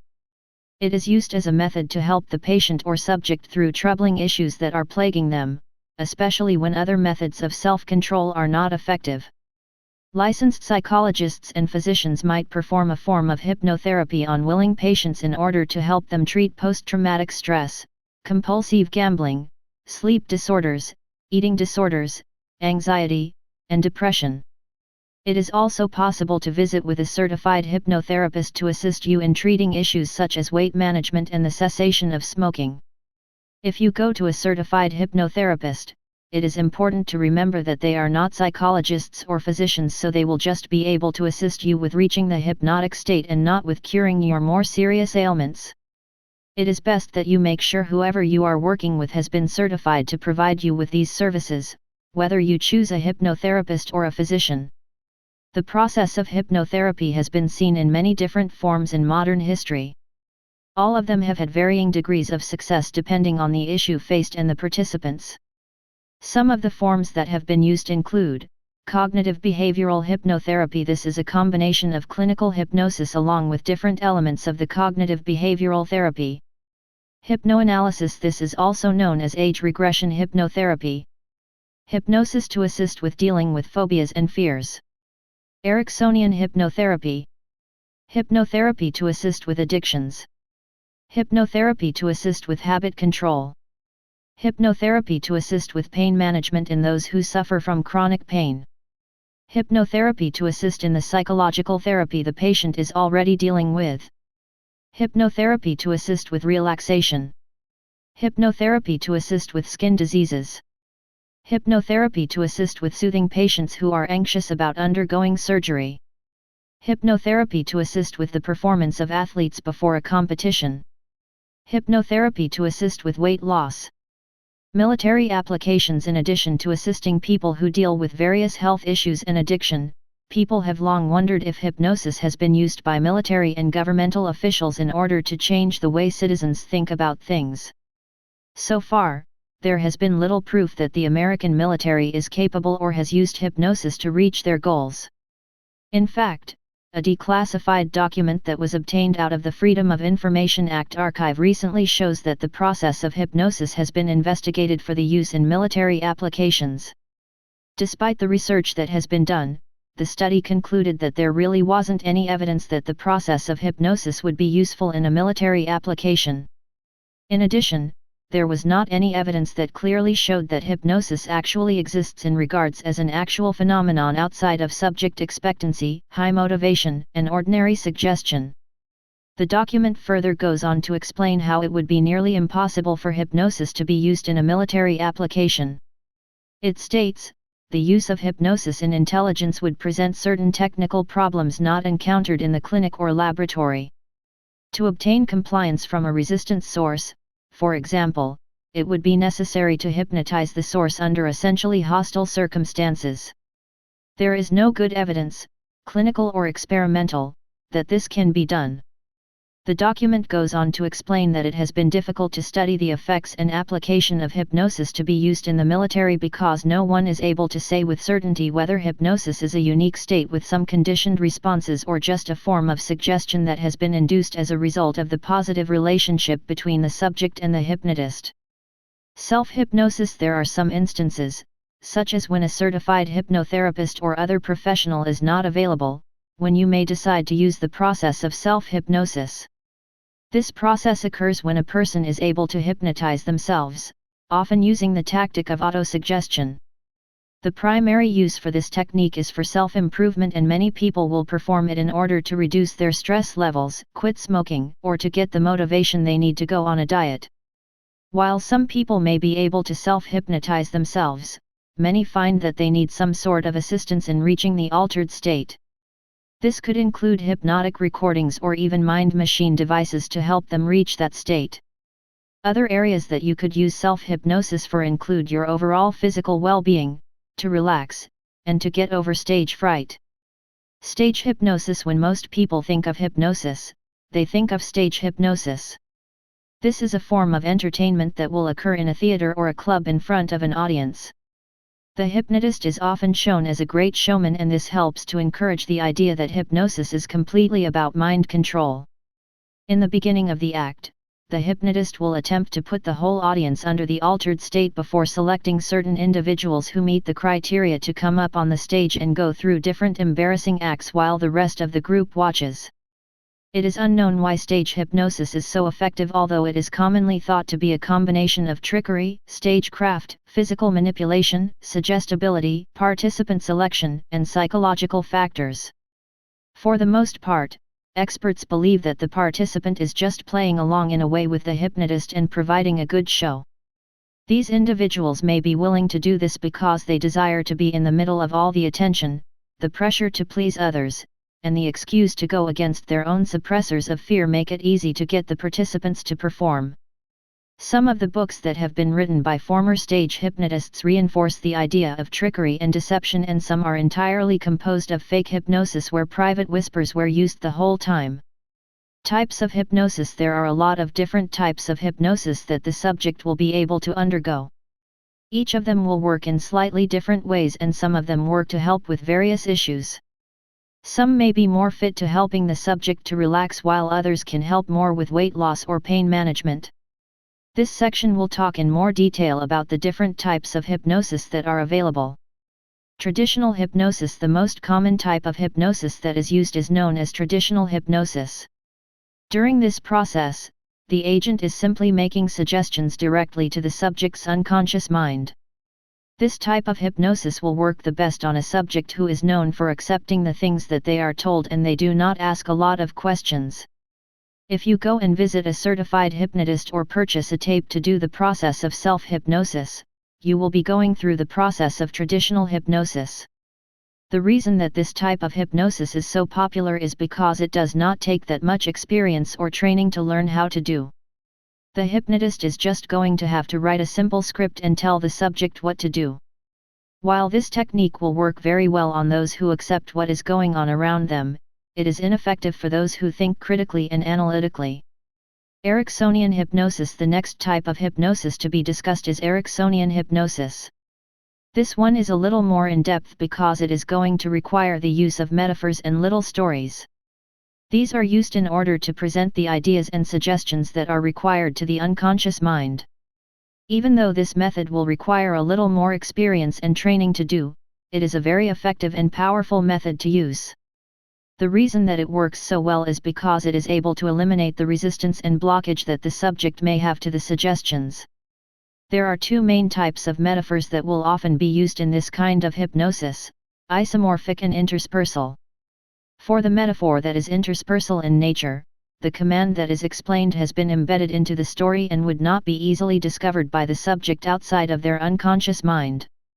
The other type, isomorphic metaphor, is a little more common and offers directions to the unconscious mind simply by presenting a story to the subject that will offer a moral at the end. The unconscious mind will be able to draw a one-to-one relationship connecting the elements that come from the story and the elements that come with the behavior or problem situation. An example of an isomorphic metaphor is the story Boy Who Cried Wolf. Many parents will use this story to teach their children about lying, especially if their child tells a lot of lies. After hearing the story, the unconscious mind of the subject would see a parallel between the telling of lies and the boy who is in the story. They would see that telling lies might lead to a disaster and the child might be more willing to stop lying in the process in order to prevent that disaster from occurring. Embedded technique. Another type of hypnosis is called the embedded technique. During this process, the hypnotist will tell the subject an interesting story. This story is meant to help distract and engage the conscious mind of the subject. It will also contain indirect suggestions that are hidden within the story but which will be accepted into the unconscious mind of the subject. Through this story, the hypnotist will use process instructions in order to direct the unconscious mind of the subject to find the memory that is needed. This memory is usually about learning experience that is appropriate from the past. The hypnotist will then be able to apply that learning experience to help them to make changes to their present. Neurolinguistic programming. With neurolinguistic programming, or NLP, hypnotists have a great selection of the methods that they are able to use in the hypnosis process. When using the process of NLP, the hypnotist will be able to use the same thought patterns that are creating the problem in the subject. This can save a lot of time compared to going through the process of suggestion. For example, the thought patterns that are used with stress or excessive appetite will be used to help eliminate the problem that the subject is dealing with. If used with a certified hypnotist or psychologist, NLP has been shown to be very effective. There are many different types of NLP programming that have been utilized by hypnotists. Some of the most commonly used forms of NLP include NLP anchoring, NLP flash, and NLP reframe. NLP anchoring. The first type of NLP that will be discussed is NLP anchoring. A good way to think about how anchoring works is thinking about an old song that you know. Have you ever sat in a car and heard a song that you have not heard in a long time? Did that song trigger some sort of feeling in you that came from the past? The first time you heard that song, or sometime down the road when you heard it, you were going through these feelings and the unconscious mind attached these feelings to that particular song. Through this process, the song would become the anchor for these feelings. Now, each time that you hear this particular song, you will trigger the brain to have these feelings all over again. This is a good example of anchoring. Many hypnotists have found that anchoring is a useful technique for them to use in hypnotizing their subjects. For example, if you have a memory of being rewarded for doing something right in the past, the hypnotist will be able to get into that particular memory and help you to recreate the feelings that you were going through at the time. At the same time, the hypnotist will have you do some sort of action, such as touching your two fingers together during the recreation of the process. Now each time that you touch your fingers together, you will be able to feel those same happy feelings again. The process of anchoring can work in order to motivate you to accomplish something by associating good feelings with it. For example, this method is often used to help people find the motivation they need to stick to losing weight and maintaining a diet. The hypnotist will work with the subject to create a positive anchor that is associated with the mental image of the subject. In this case, it will be the subject thinking about themselves in a thin and sexy body. When the subject pictures this image again, they will trigger the anchor and get the positive motivation that they need. In fact, there is a dramatic increase in the motivation for weight loss in those who undergo hypnosis compared to those who do not. The process of anchoring can be used in a variety of different instances to assist in self-improvement of the individual. NLP flash is another form of hypnosis that is considered to be extremely powerful and only done by a certified professional. It is often used in order to change thoughts and feelings around in the unconscious mind of the subject. It can be a good way to help those who feel chronic stress or are addicted to a substance. In this process, the hypnotist will switch the feelings of the subject around. Instead of a certain act bringing pleasure, that act will start to bring pain, or instead of a certain act bringing stress, it will bring the subject relaxation. For example, someone who is addicted to a substance, such as cigarettes or alcohol, will find a feeling of pleasure and happiness when they consume that substance. Through the technique of NLP flash, these feelings will get switched around, resulting in the subject feeling discomfort or pain when they consume the substance. This can help them to get over their addiction more effectively. Those who are undergoing a lot of stress have also found the technique of NLP Flash to work well for them. When a person is feeling chronic stress, they may have difficulties in controlling their blood pressure and their tempers and are going to feel uncomfortable a lot of the time. Since stress is so hard on the body, there are many patients willing to undergo the NLP Flash hypnosis in order to assist them in relaxing. With this technique, the subject will learn their triggers of stress and redirect them so that those triggers start to release feelings of relaxation in their minds instead. This technique has also been shown to be effective in extinguishing the conditioned responses in the mind of the subject. An example of this is with smoking. If you are a smoker that enjoys a cigarette while having a cup of coffee in the morning, your unconscious brain is going to start pairing these two behaviors together. This means that the subject will get a craving to have a cigarette anytime they enjoy a cup of coffee, especially in the morning. When the subject goes through the NLP Flash technique, they will learn how to dissociate the two events from each other. This allows the smoker to have a cup of coffee without also getting the urge to smoke at the same time. This makes it an even more effective technique to use when trying to stop smoking. NLP Reframe. The third form of NLP that has been used in hypnosis is known as NLP Reframe. This technique is really potent because it works so well in assisting the subject to change the way that they behave. To do this process, the hypnotist must understand that there is a secondary gain, or a positive outcome, that is accomplished by each of the behaviors that a person accomplishes. The outcome that occurs from the behavior is important since that is the reason the subject is acting in the first place.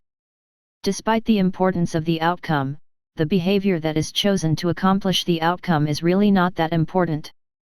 During the process of reframe, the hypnotist works to negotiate and reason with the unconscious mind of the subject. The goal is to get it to take over the responsibility for making the subject substitute in some new behavior that is available and effective at accomplishing the required secondary gain. While this is all going on in the subconscious, the new behavior will be more acceptable to the subject in their conscious mind. For example, if the person is in the habit of eating when they are sad in order to make themselves feel better, the hypnotist is going to perform this method to teach the unconscious to do some other activity. The act of eating might be replaced with exercise or reading a nice book, helping the subject to lose weight, eat healthier and feel better all around. Video hypnosis. While the other forms of hypnosis have been extremely popular in assisting subjects to overcome obstacles and change the way that they think in order to live better lives, new forms of hypnosis are always being developed. One of the newest forms of hypnotherapy that has been developed is video hypnosis. This form is offered through commercial means so that people are able to purchase them and use at their own convenience. The techniques that are used in some of the brands of video hypnosis are also based on the neurolinguistic programming technology that was discussed earlier. This means that the video hypnosis technique will work based on utilizing the existing thought processes that the subject has rather than using hypnotic suggestion like traditional methods. The reason why video hypnosis has grown so rapidly is that more than 70% of people have found that they learn things easier and more quickly when they see things compared to when they only hear the information. The subject's mind will learn to change the feelings that it is having as well as its visual associations automatically on the conscious level while watching the visual movies that are presented. While there are many different kinds of video hypnosis programs that are available, Neurovision is one of the most popular because it has been developed using some of the best techniques in the industry. This type of video method works to train the unconscious mind of the subject through digital optics, which is a high-tech simulation process on the computer. This will free the subject of their tensions, urges, and compulsions. Through this process, the smoker will find that stopping smoking is easy, the eater will lose their appetite, and those who feel stress will begin to relax more. It will often take at least a few sessions of video hypnosis to see results, although there are those who find that just one viewing will start to show some of the results that they want. Subliminal hypnosis. The final type of hypnosis that will be discussed in this chapter is subliminal hypnosis. Often the subliminal hypnosis messages will be placed on a recording for the subject to listen to.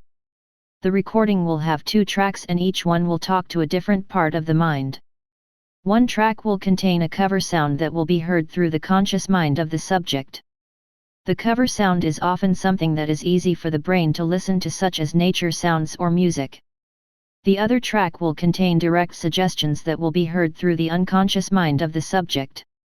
These suggestions present on the second track will be repeated over and over throughout the whole session.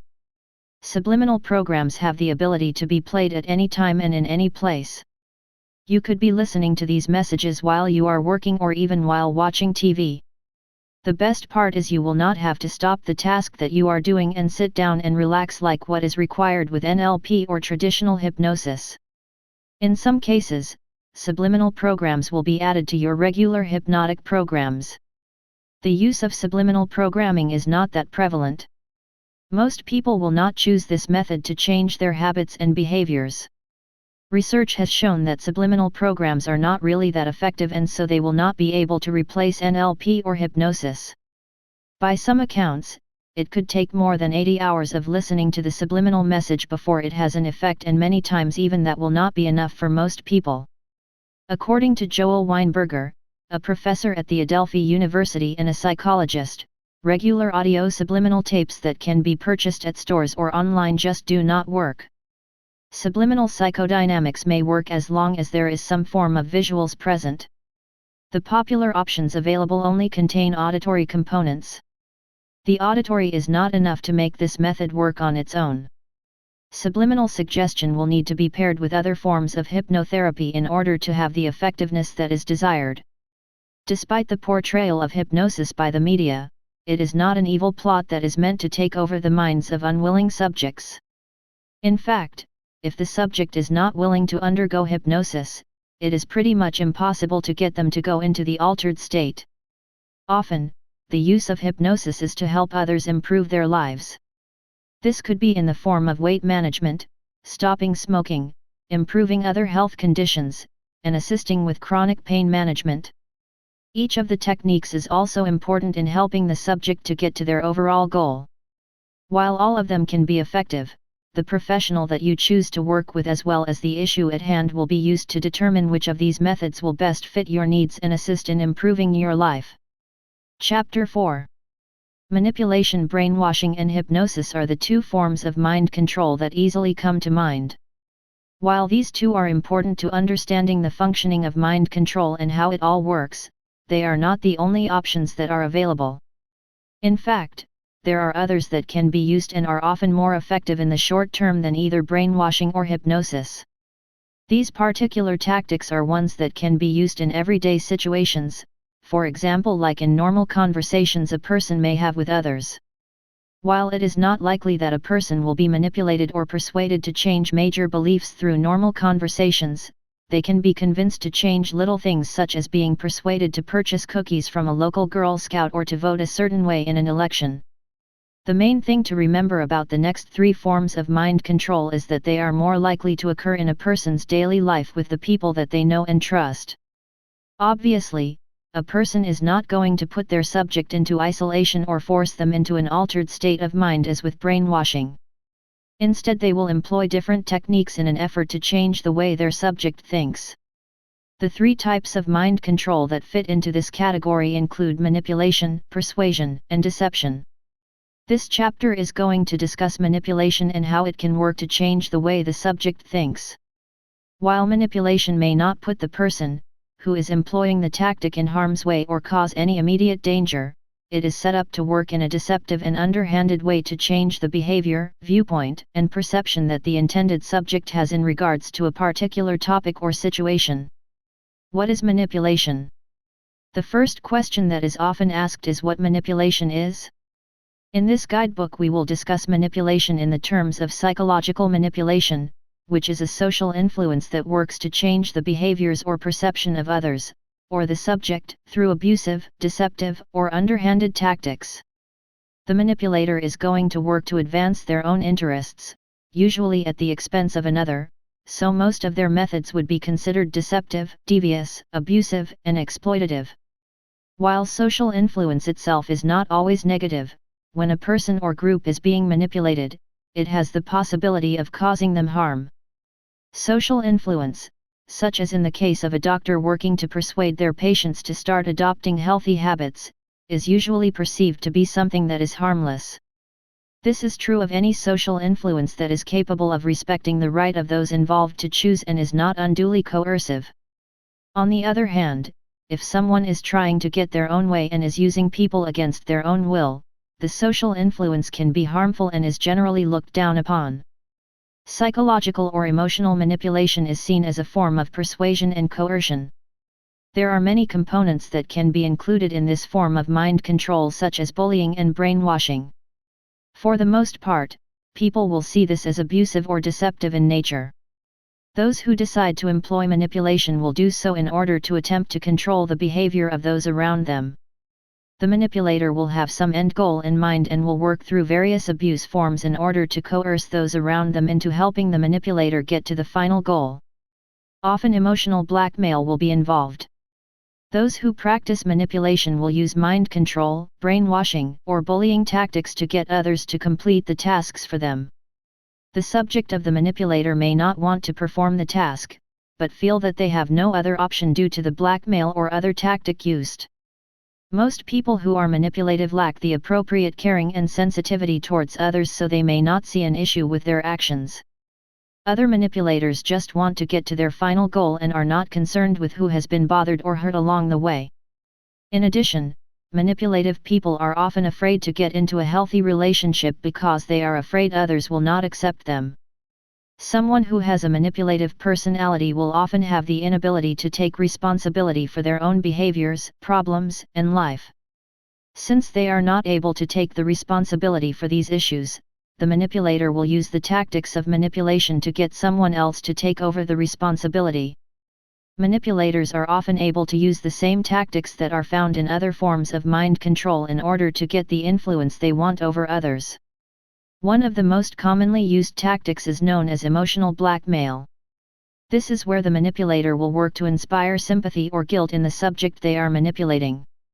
These two emotions are chosen since they are considered the two strongest of all human emotions and are the most likely to spur others into the action that the manipulator wants.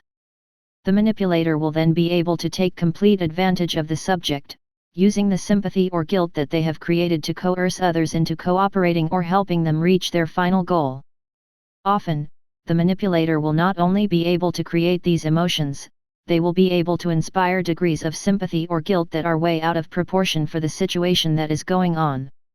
This means that they can take a situation such as missing out on a party seem like the subject is missing out on a funeral or something that is actually important.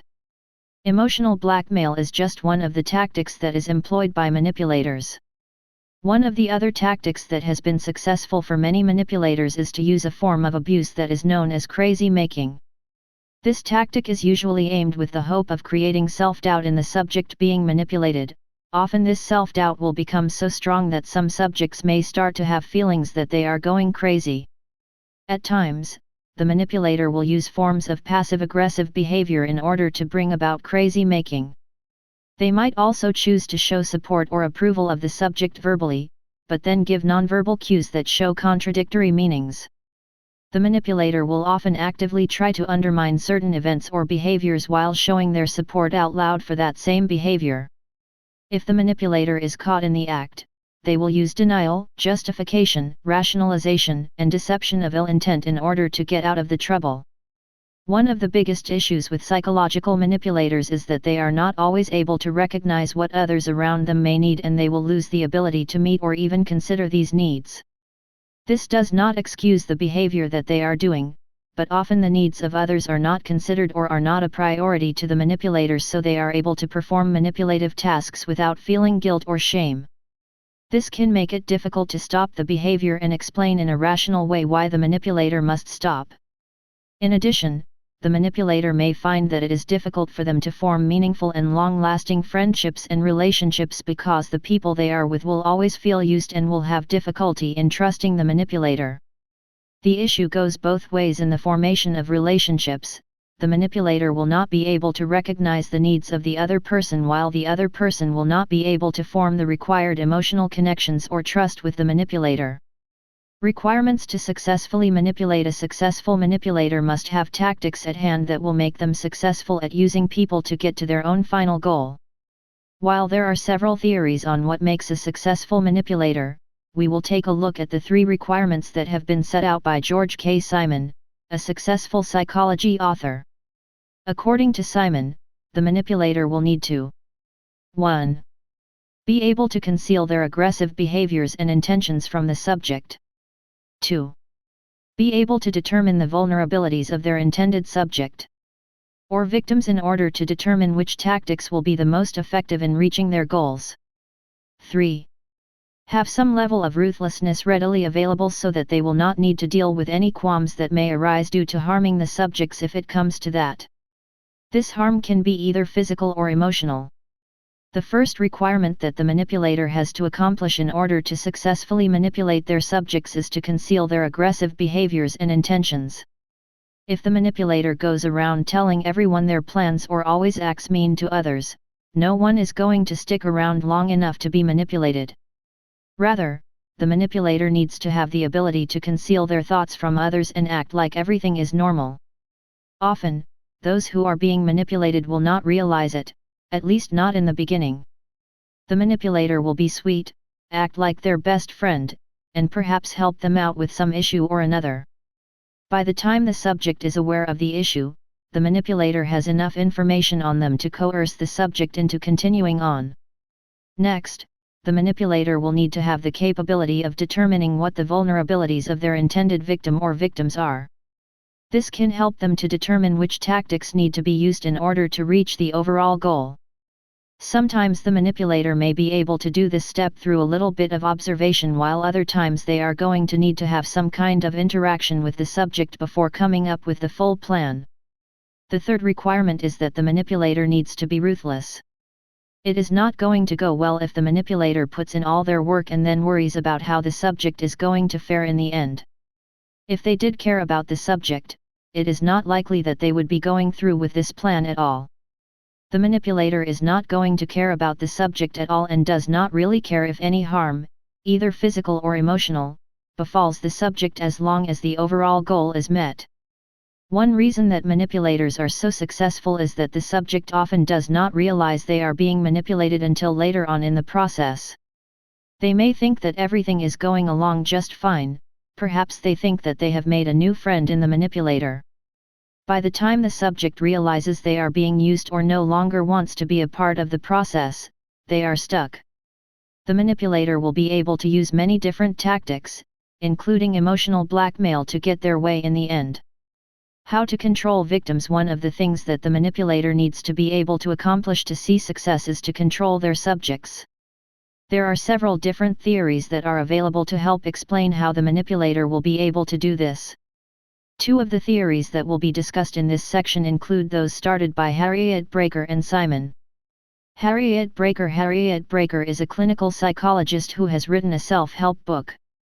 In her book, she has defined 5 basic ways that the manipulator is able to control their subjects. These include positive reinforcement, negative reinforcement, partial or intermittent reinforcement, punishment, traumatic learning that only provides one trial. The first 2 tactics that are discussed include positive reinforcement and negative reinforcement. In positive reinforcement, the manipulator will use a variety of tactics such as public recognition, facial expressions, like a smile or a forced laugh, attention, gifts, approval, money, excessive apologizing, superficial sympathy, which may include crocodile tears, superficial charm, and praise. The point of utilizing this kind of reinforcement is to give the person a reason to want to be your friend. If you give someone a gift or some money, they might be more willing to help you out when the time comes. If you can make the subject feel sorry for you, then they will have the required sympathy to be on your side later. The other type of reinforcement that can be used is negative reinforcement. In this tactic, the manipulator will remove the subject from a situation that is negative as a reward for doing something else. An example of this would be, "You won't have to do your homework if you allow me to do this to you." Each of these has particular strengths and weaknesses that allow the manipulator to get what they want out of the subject. Often, the manipulator will use a combination of different tactics in order to get the things that they want. Partial or intermittent reinforcement can also be used by a manipulator. This form of reinforcement is used in order to effectively create a climate of doubt and fear in the subject. An example of this comes in gambling. While the gambler may win at times, they are still going to lose some form of money overall, especially if they play for a long time. But the winning is often enough to keep the subject persisting on the same path, long after they are not able to do so. The manipulator will use this tactic to provide reinforcement to the subject at enough intervals to keep the subject coming back. Punishing is another method that is used in order to control the subject of the manipulator. There are a lot of different actions that can fit into this category. They include playing the subject, crying, sulking, using the guilt trip, emotional blackmail, swearing, threats, and intimidation, using the silent treatment, yelling, and nagging. The point of using this method is to make the subject feel like they have done something wrong. The subject will feel bad and want to make things right, falling right back in with the manipulator. Finally, the last method that Breaker mentions in her work is the traumatic one: trial learning. This is where the manipulator will explode for the littlest things in the hopes of conditioning or training the subject into not wanting to contradict, confront, or upset the manipulator. Some of the tactics that might be used in this method include explosive anger, verbal abuse, and other behavior that is intimidating and used to establish superiority and dominance over the subject. Simon Simon has also come up with a list of tactics that manipulators must use in order to successfully control their victims. Some of these are similar to those listed by Breaker but with some more details. These would include lying. Manipulators are really good at lying to their subjects. Often, the subjects will find that it is difficult to tell when they are being lied to at the time. When the subject finds out about the apparent lie, it is usually too late to do anything about it. The only way that the subject can make sure that they are reducing their chances of being lied to are watching out for different personality types that are experts in the art of cheating and lying. The manipulator will lie about anything in order to get their way, and for the most part their subjects will not have any idea that it is going on until it is too late to do anything about it. Omission lying. This one is similar to the method listed above with a few slight differences. Omission lying is a little more subtle because the manipulator will tell some of the truth but will withhold certain key issues that should have been revealed. In some cases, this might be called propaganda. The manipulator might say that they need to borrow some money to get gas to go buy groceries when in reality they need the money to go pick up some drugs or other illegal substance. While they did use the money to purchase gas, just like they said, they left out an important part. The subject probably would not have given the money if they knew the end of the story, and now, they may be caught up in something illegal. Denial. Manipulators are experts at denial. None of them will admit that they have done something wrong, even when all of the evidence is pointing towards them. They will always deny everything and often make the subject look to be the one at fault. Rationalization. This is when the manipulator will make up an excuse that makes them look good. They might say they only did the act because they were trying to help the subject. This tactic is also related to the technique of spinning. Minimization. This is a blend of the rationalization and the denial tactics. The manipulator will tell everyone that their behavior is really not as irresponsible or harmful as the subject thought. An example of this would be when the manipulator says that an insult or taunt they performed was just a joke and that the subject should not take it so seriously. Selective attention or inattention. During this tactic, the manipulator works to avoid giving attention to anything that will distract them from their final goal. They will trivialize it and make it seem not that important to them, which it really isn't. An example of this would be when the manipulator says, "I don't want to hear it." Diversion. Manipulators are not only good at lying to their subjects, they are also experts at avoiding giving straight answers to questions that are given to them. If someone asks them a question that they do not like or wants to know outright if they are lying to them, the manipulator will try to push the conversation in another direction. Often the manipulator will briefly give a vague answer to the question before moving the conversation to another topic. Evasion. This tactic is very similar to diversion with a few differences. In this tactic, the manipulator will answer the questions that are given to them, but they will use weasel words, vague responses, ramble, and provide irrelevant responses to the question. They will leave the subject with more questions than answers when they are done. Intimidation. The manipulator will always try to keep the victim on the defensive in order to make sure that they remain on the same team throughout the process. Often this is done by using veiled, implied, indirect, or subtle threats to the subject. Guilt trip. Manipulators like to use the guilt trip as a form of intimidation in order to get the subject to do what they want. The manipulator will try to make the subject feel guilty in some way, such as by saying that the subject has it too easy, is too selfish, or just does not care about the manipulator enough. This will result in the victim starting to feel bad for the manipulator. The subject will then be kept in a submissive, anxious, or self-doubting position, making it easier for the manipulator to still use them. Shaming. The whole goal of the manipulator is to make the subject feel bad or have sympathy for them so that the subject keeps going along with the plan. One way that the manipulator can do this is by using put-downs and sarcasm in order to shame the subject. This tactic will make the subject feel unworthy.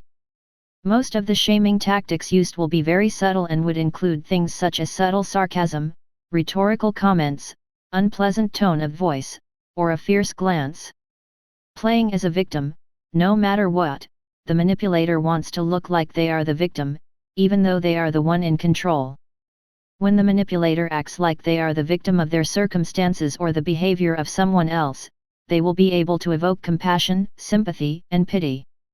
Most people will not be able to stand by and watch as someone suffers, and the manipulator will find that it is easy to get these same people to cooperate with them. Vilifying the subject. This is one of the most powerful tactics that can be used because it will almost instantly put the subject on the role of defense while at the same time hiding the manipulator's aggressive intents. The manipulator will try to turn the circumstances around so that the subject looks like they are the villain and the one who has caused all of the trouble. The subject will then want to find ways to change this outlook and get on the side of the manipulator again, making it easy to be used. Servant role. Manipulators will often hide their own agendas by making it look like the work they are doing is for some noble cause. They only said the mean thing about your outfit because the principal wants to start sprucing up the look of the school and they wanted to help out. The term "just doing my job" would also fit under this category. Seduction. Manipulators can use seduction to get the things that they want. Some tools that fit into this category would include intense support, flattery, praise, and charm. This is done in order to get the subject to lower their defenses.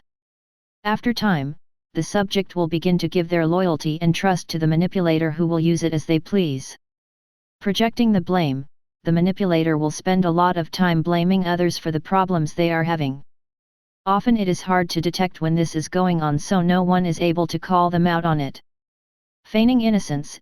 If the manipulator is caught in the act of reaching their own agenda, they will try to suggest that if harm was done, it was completely unintentional. They may even completely deny that they did anything in the first place. When caught, the manipulator will place a look of indignation or surprise on their faces. The point of this tool is to make the victim question their own sanity and judgment, since it looks like they were wrong. Feigning confusion. Another thing that might happen if the manipulator is caught is that they might play dumb. This will happen if the manipulator tries to pretend that they do not have any idea what the subject is talking about.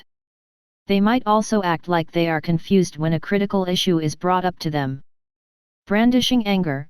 When the manipulator uses anger, it is to get the subject to feel sorry or sympathy for them. If done in the right way, the manipulator will be able to shock their subject back into submission. Often, the manipulator is not really angry, they are just putting on an act in order to get what they want. As can be seen, there are a lot of tools that the manipulator can use in order to get to their final goals. Often, these tactics will be used in such a way that the subject will not realize what is going on in the beginning, and it will take some time for them to catch on.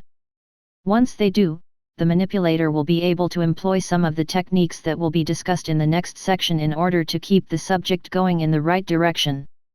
The manipulator is skilled at using a combination of these skills to get the things that they want, and it does not matter to them how much they harm the other person in the process. Techniques of manipulation. As discussed before, a manipulator is going to work in order to reach their final goal. In order to reach this final goal, the manipulator will use any technique that they can in order to get people to do what they want. The 5 most common techniques that will be used by a manipulator to reach their final goals include blackmail, emotional blackmail, putting down the other person, lying, and creating an illusion. These will each be discussed in the preceding sections. Blackmail. Blackmail is the first technique that would be utilized by a manipulator. Blackmail is considered an act that involves threats that are unjustified in order to make a certain gain or cause a loss to the subject unless the manipulator's demand is met. It can also be defined as the act of coercion that involves threats of prosecution as a criminal, threats of taking the subject's property or money, or threats of causing physical harm to the subject. There is a long history of the word blackmail. Originally it was a term that meant payments that the settlers rendered to the area that was bordering Scotland to the chieftains in charge. This payment was made in order to give the settlers protection from the marauders and thieves that were going into England. It has since changed to mean something else, and in certain instances it is an offence in the United States. For the purposes of this section, blackmail is more of a threat, either physical or emotional, to the subject in order to coerce them into doing what the manipulator wants. Blackmail is also considered extortion in some cases. Although there are times when the two are considered synonymous, there are some differences. For example, extortion is when someone takes the personal property of another by threatening to do future harm if the property is not given. On the other hand, blackmail is when threats are used in order to prevent the subject from engaging in lawful activities. At times, these two events are going to work together. The person may threaten someone and require money in order to be kept at bay and not cause the subject harm. The manipulator is going to be able to use this technique in order to get what they want. They are going to take the time to learn things of personal nature about their subject, and then they can use that as a form of blackmail against them. They might blackmail their subject by threatening to spill an embarrassing secret or by ruining their chances of getting a new job or promotion. Or the manipulator might work in a more menacing way by threatening to physically harm their subject or the subject's family if they do not agree to go along with the manipulator. Whatever the blackmail may be, it is used to help the manipulator to get to their final goal with the assistance of the subject. Emotional blackmail. Another similar tactic that may be used by the manipulator is known as emotional blackmail. During this technique, the manipulator will seek to inspire sympathy or guilt in their subject. These two emotions are the strongest ones for humans to feel, and they will often be enough to spur the subject into the action that the manipulator wants. The manipulator is going to take advantage of this fact in order to get the thing that they want. They will use the sympathy or the guilt that they inspire in order to coerce the subject into cooperating or helping them. The degree of sympathy or guilt will often be blown out of proportion, making the subject even more likely to help out in the situation. The point of using this type of blackmail is to play more on the emotions of the subject. In regular blackmail, the subject has a threat to deal with, mostly in terms of physical harm to themselves or someone they love. With emotional blackmail, the manipulator will work to inspire emotions that are strong enough to incite the subject to action. While the subject may think that they are helping out of their own free will, the manipulator has worked to ensure that the subject is assisting and will bring out the emotions again whenever it is needed. Putting down the other person. There are other options available to the manipulator if they would like to get their subject to assist in reaching the final goal. One technique that has quite a bit of success is when the manipulator is able to put down their subject. In normal cases, if the manipulator uses verbal skills in order to put their subject down, they will run a high risk of making the subject feel as if a personal attack has been placed on them. When the subject feels like they are attacked, they will bristle and not be willing to assist the manipulator in the way that they want. Instead, the subject will not like the manipulator and will stay as far away from them as possible, making it very difficult for the manipulator to reach their final goal. This is why the manipulator is not going to just go around and put down their subject. They have to be more discreet about the process and find a way to do it without raising red flags or making the subject feel like they are being attacked. One way that this can be done is through humor. Humor is able to lower barriers that might otherwise show up because humor is funny and makes people feel good. The manipulator is able to turn their insult into a joke. Despite the fact that the put-down has been turned into a joke, it will work just as effectively as if the joke were not present without leaving the visible scars on the subject. Often, the manipulator will direct their put-down into the form of third person. This helps them to mask what they are saying more easily, along with providing an easy way to deny causing harm if it comes back to haunt them later on. For example, they might start their put-down with "other people think." If the subject is still able to guess that the comments were made at them, then the manipulator would end it with a throwaway line that might include something like "present company accepted, of course." The idea of the put-down is to make the subject feel like they are somehow less than the manipulator. It raises the manipulator up to a new level and leaves the subject feeling like something is wanting. The subject is more likely to want to make things better and to fix any wrong that they have done. This will put the manipulator in a position of power, and they will be able to more easily get the subject to assist them. Lying. No matter what the end goal of the manipulator is, lying is something that they are an expert in and which they will do all of the time to get what they want.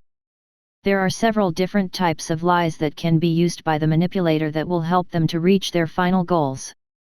One is that they tell complete lies, and others include omitting parts of the truth from their subjects. When the manipulator lies, it is because they know that the lie is going to further their agenda much more effectively than the truth would. Telling someone the truth might make them not want to help the manipulator out, and that would go completely against their plans.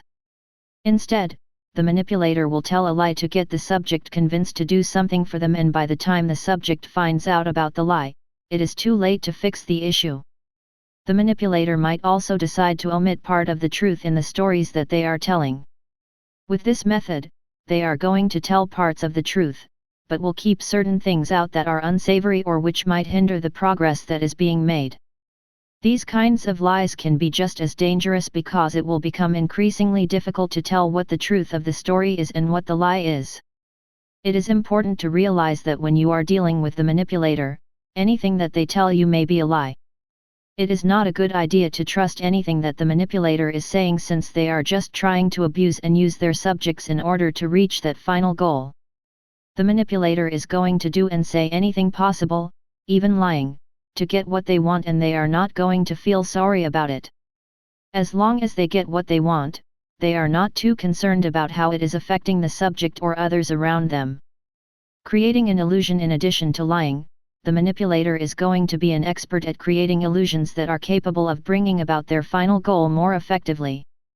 They will work to create a picture that they want and then convince the subject that this illusion is actually reality. Whether or not it is does not matter to the manipulator. In order to do this, the manipulator is going to build up the evidence that is needed to prove the point that works to their goal. To start the illusion, the manipulator is going to plant the ideas and the evidence into the minds of the subject. Once these ideas are in place, the manipulator will be able to step back for a few days and let the manipulation occur in the subject's mind over that time. After that time, the manipulator will have more of a chance of getting the subject to go along with the plan. Manipulation is a form of mind control that is difficult for the subject to avoid. Unlike brainwashing and hypnosis that was described in the previous chapters, manipulation is able to occur in daily life, and in some instances, it can occur without the subject having much knowledge or control of it. The manipulator is going to work discreetly in order to reach their final goal without getting the subject suspicious and derail the process. The manipulator will not worry about who they are hurting or how others might feel, and most of them are not capable of understanding the needs of their subjects. They just know that they want something and that the subject they have chosen is going to help them to get to their goal. The techniques that are discussed in this chapter are meant to help explain what goes on during the process of manipulation and how the mind of the manipulator will work. It is often best to attempt to steer clear of anyone who might be a manipulator so that you are able to avoid this kind of mind control. Chapter 5. Persuasion. Persuasion is another form of mind control that is going to be discussed. While there might not be as much media hype about this form of mind control as there is with brainwashing and hypnosis, it can be just as effective if done correctly. The issue with this form is that there are just so many different forms of persuasion that are present in daily life that it can be difficult for any one source to get through to the subject and make a difference. While persuasion works to change the thoughts and the beliefs of the subject like the other forms of mind control, it seems like everyone is trying to persuade you about something, so it becomes easier to ignore the persuasion that is coming towards the subject.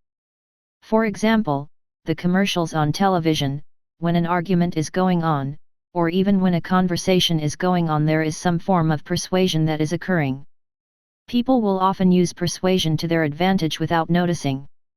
This chapter is going to go into more details about persuasion and how it can be effectively used as a form of mind control. What is persuasion? To start with is the definition of persuasion. When people think about persuasion, they will often come up with many different answers. Some may think of the commercials and advertising that they see all around them that urge the purchase of a certain product over another. Others may think about persuasion in the terms of politics and how the candidates may try to sway the voters' opinion in order to get another vote. Both of these are examples of persuasion because the message is trying to change the way that the subject is thinking. Persuasion can be found in daily life, and it's a very powerful force as well as major influence on the subject and society. Advertising, mass media, legal decisions, and politics all will be influenced by how persuasion works, and in turn it will work on persuading the subject as well.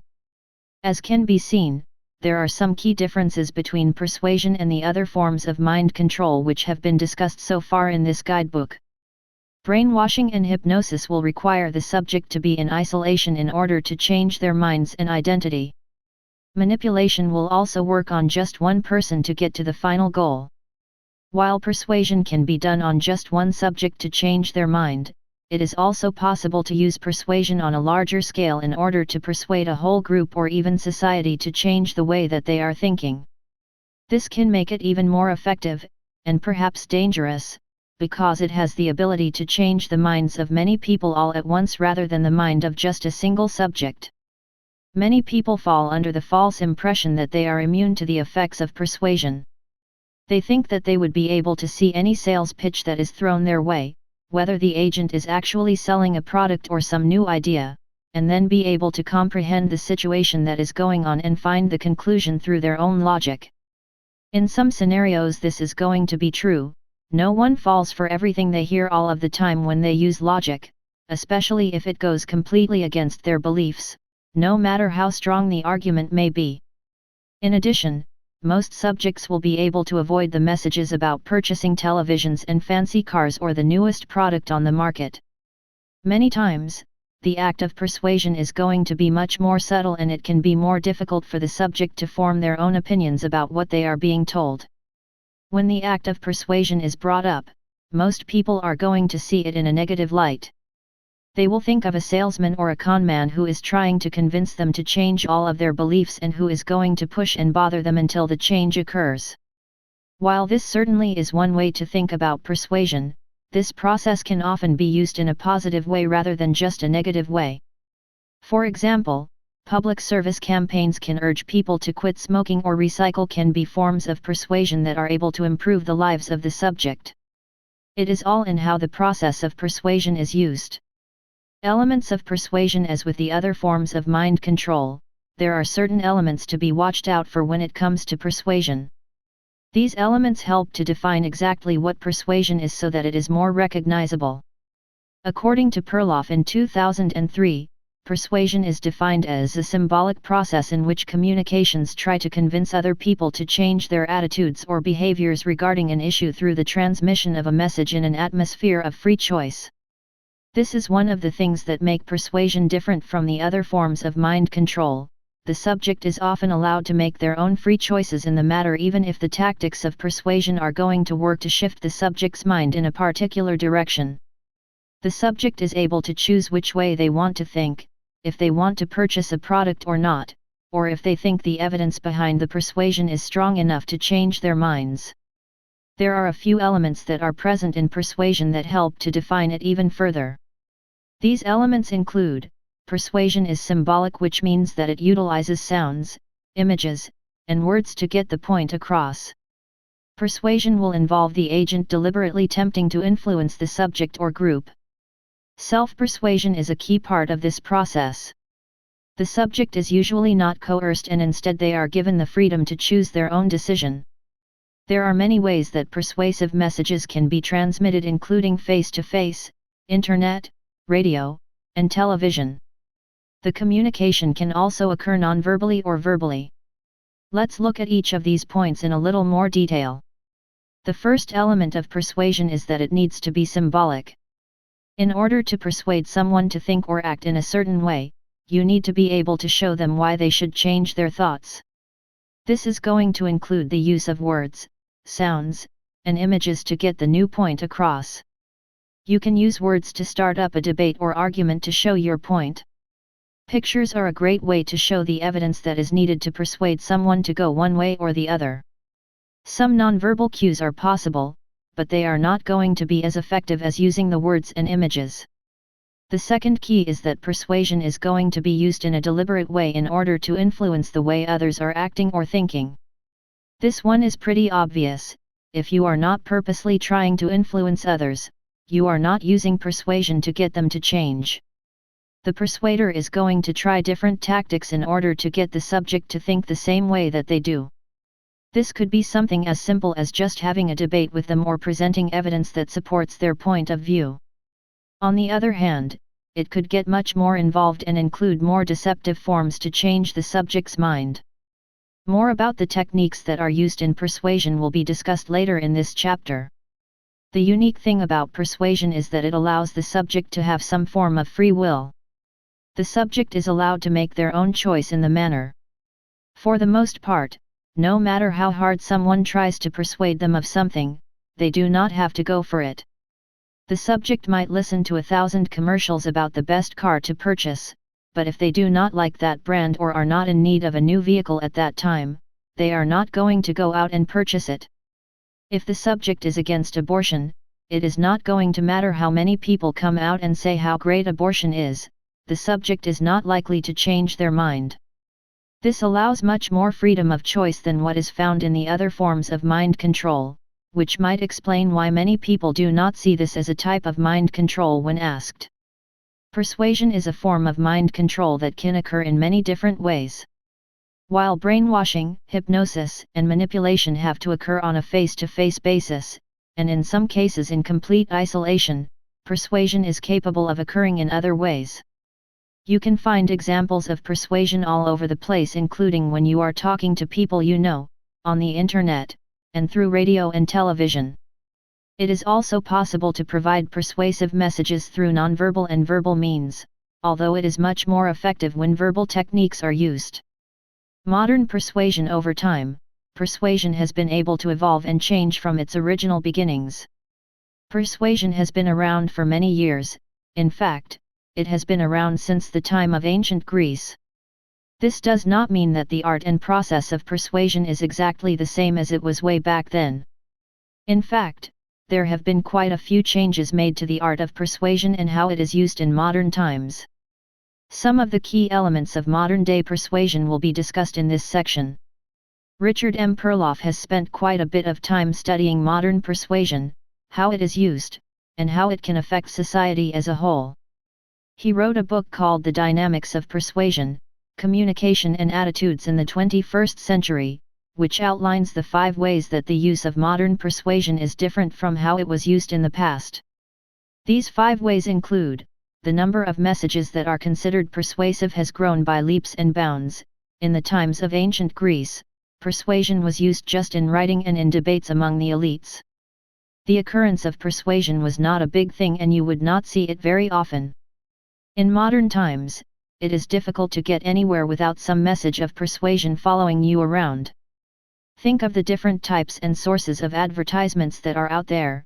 The average adult in the United States will come across up to 3,000 of these each day. In addition to that, there are always people knocking on your door trying to get you to buy something, believe their ideas, or try something new out. Persuasion is much more a part of modern life than it has been at any other time in history. Persuasion travels really quickly. Back in the times of ancient Greece, it could take weeks or longer for a persuasive message to get from one point to another.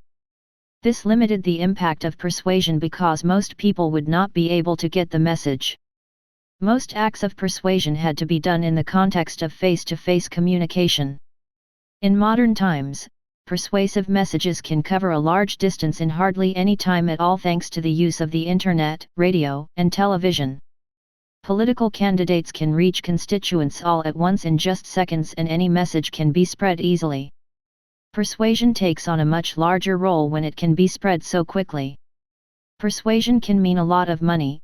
Now that companies have discovered the power of persuasion, they are doing everything they can to make it work for them. The more effective they are at persuading consumers to purchase their products, the more money they will make. Some companies are in business solely because of the persuasive process, such as public relations companies, marketing firms, and advertising agencies. Other companies will be able to use the persuasive techniques offered by these companies in order to reach and surpass the sales goals that they set. Persuasion has become more subtle than in the past. In the beginnings of persuasion, the agent would announce their views out loud for the whole group to hear in the hopes of getting them all to change their minds. Those days are over and the process of persuasion has become much more discreet. While it is possible to find acts of persuasion that are still very loud and in your face, such as in some forms of advertising, many others are following a more subtle route.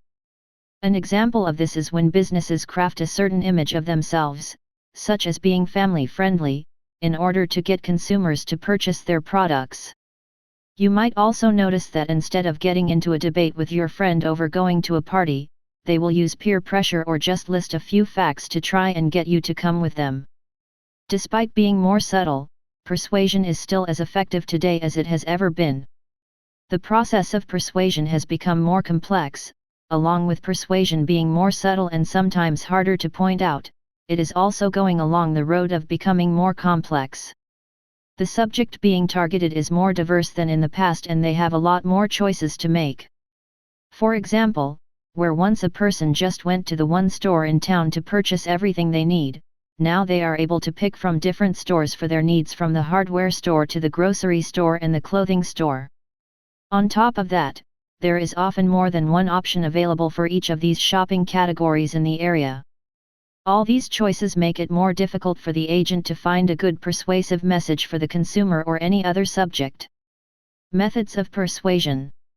Persuasion methods can often go under other names and be referred to in such ways as persuasion strategies and persuasion tactics. There is not just one method that can be used to persuade someone to think or act in a certain way. The agent may be able to talk to the subject while presenting evidence in order to switch the subject's mind. They may be able to use some sort of force or pull they have against the subject, and they can perform some sort of service for the subject, or use another tactic. This section will go into more details about the different methods of persuasion that are available and how each of them might be effective in the process of persuasion. Usage of force. Depending on the situation, the agent may decide it is a good idea to use some force in order to persuade the subject to think their way. This may happen if the ideas do not match up correctly, regular talking is not working, or when the agent is becoming frustrated or upset with the turn of the conversation. Often force is used as a type of scare tactic because it gives the subject less time to think logically about what is going on compared to when a normal conversation occurs. Usually force will be used when the agent has had less success using the other means of persuasion that are available, although starting with the use of force is sometimes done as well. At other times, force may be used if the agent feels like they are losing control or when the subject is able to present contradictory evidence to the agent and the agent becomes angry. Often it is not the best idea to use force when it comes to the process of persuasion. This is because many subjects will see the use of force as a threat due to the fact that the agent will not give other options to the request that they are making. The whole appeal of persuasion is that it offers the subject the choice of paths, but once force is brought into the mix, that freedom of choice is gone and the subject is more likely to feel threatened. Once the subject feels threatened, they are less likely to listen and consider anything that the agent is saying, and so the process will not go any further. Due to these reasons, the use of force is generally discouraged and avoided in the art of persuasion, unlike the other forms of mind control discussed. Weapons of influence. Another method that can be used in order to persuade the subject to lean a specific way is to use the weapons of influence that are available. These 6 influences were developed by Robert Cialdini in his book Influence. This book discusses the art of persuasion and defines the 6 weapons of influence that can make the agent successful in their goals. The 6 weapons of influence are reciprocity, commitment and consistency, social proof, liking, authority, and scarcity. These 6 weapons of influence are very important to the agent since they are a part of the process of change in their subjects. Each of these 6 weapons will be discussed below. Reciprocity. The first weapon of influence is the principle of reciprocity. This principle states that when one person, the agent, provides the other person, the subject, with something of value, the subject is going to attempt to repay the agent in kind. This basically means, when the agent performs some type of service to the subject will feel that they have an obligation to perform a similar service to the agent at some time. While the 2 services might not be identical, they have the same kind of values so that the obligation of each is equaled out. The act of reciprocation ends up producing a sense of obligation in the subject, which the agent will then be able to use as a powerful tool when they want to use persuasion. The rule of reciprocity is very effective because it helps the agent get the subject into the right frame of mind for the act of persuasion by instilling and overpowering the subject with a sense of obligation. The agent may be more likely to get the subject convinced to do or act a certain way because the subject will have that sense of obligation hanging over them. Another added benefit for the agent in using reciprocity is that it is not just a moral standing that will put the obligation on the subject, it is also a standing that is held up by social codes. The agent is not going to need to worry about whether the subject has the right moral code to return the favor. If the subject does not feel the need to do so, the agent has some tools available to spur them into action. As a society, people do not like individuals who are negligent in returning a favor or payment when they are offered a free gift or service. If the agent does not feel like the subject is going to reciprocate to them, they will be able to turn them into their social group. They can do this by telling other friends or co-workers about how they did a favor for the subject but the subject never returned it when it was needed. Now the agent has forced social standards on the subject through the telling of the favor, making it even more likely that they will be able to persuade the subject into doing something. For the most part, the subject will be happy to reciprocate to the agent without needing any outside forces. When the favor is granted, the subject will begin to look for ways that they can repay the agent so that the score is even and they do not seem greedy or selfish. The agent will then be able to provide an easy solution to the subject on how to repay this debt. The subject will feel gratitude at having this easy solution and will be more likely to go the way that the agent wants. Commitment and consistency. The next weapon of influence that is to be discussed is that of commitment and consistency. The agent is going to need to use both of these if they wish to persuade anyone to change to their point of view. When things are consistent, they are easier to understand and can help the subject to make their decisions better.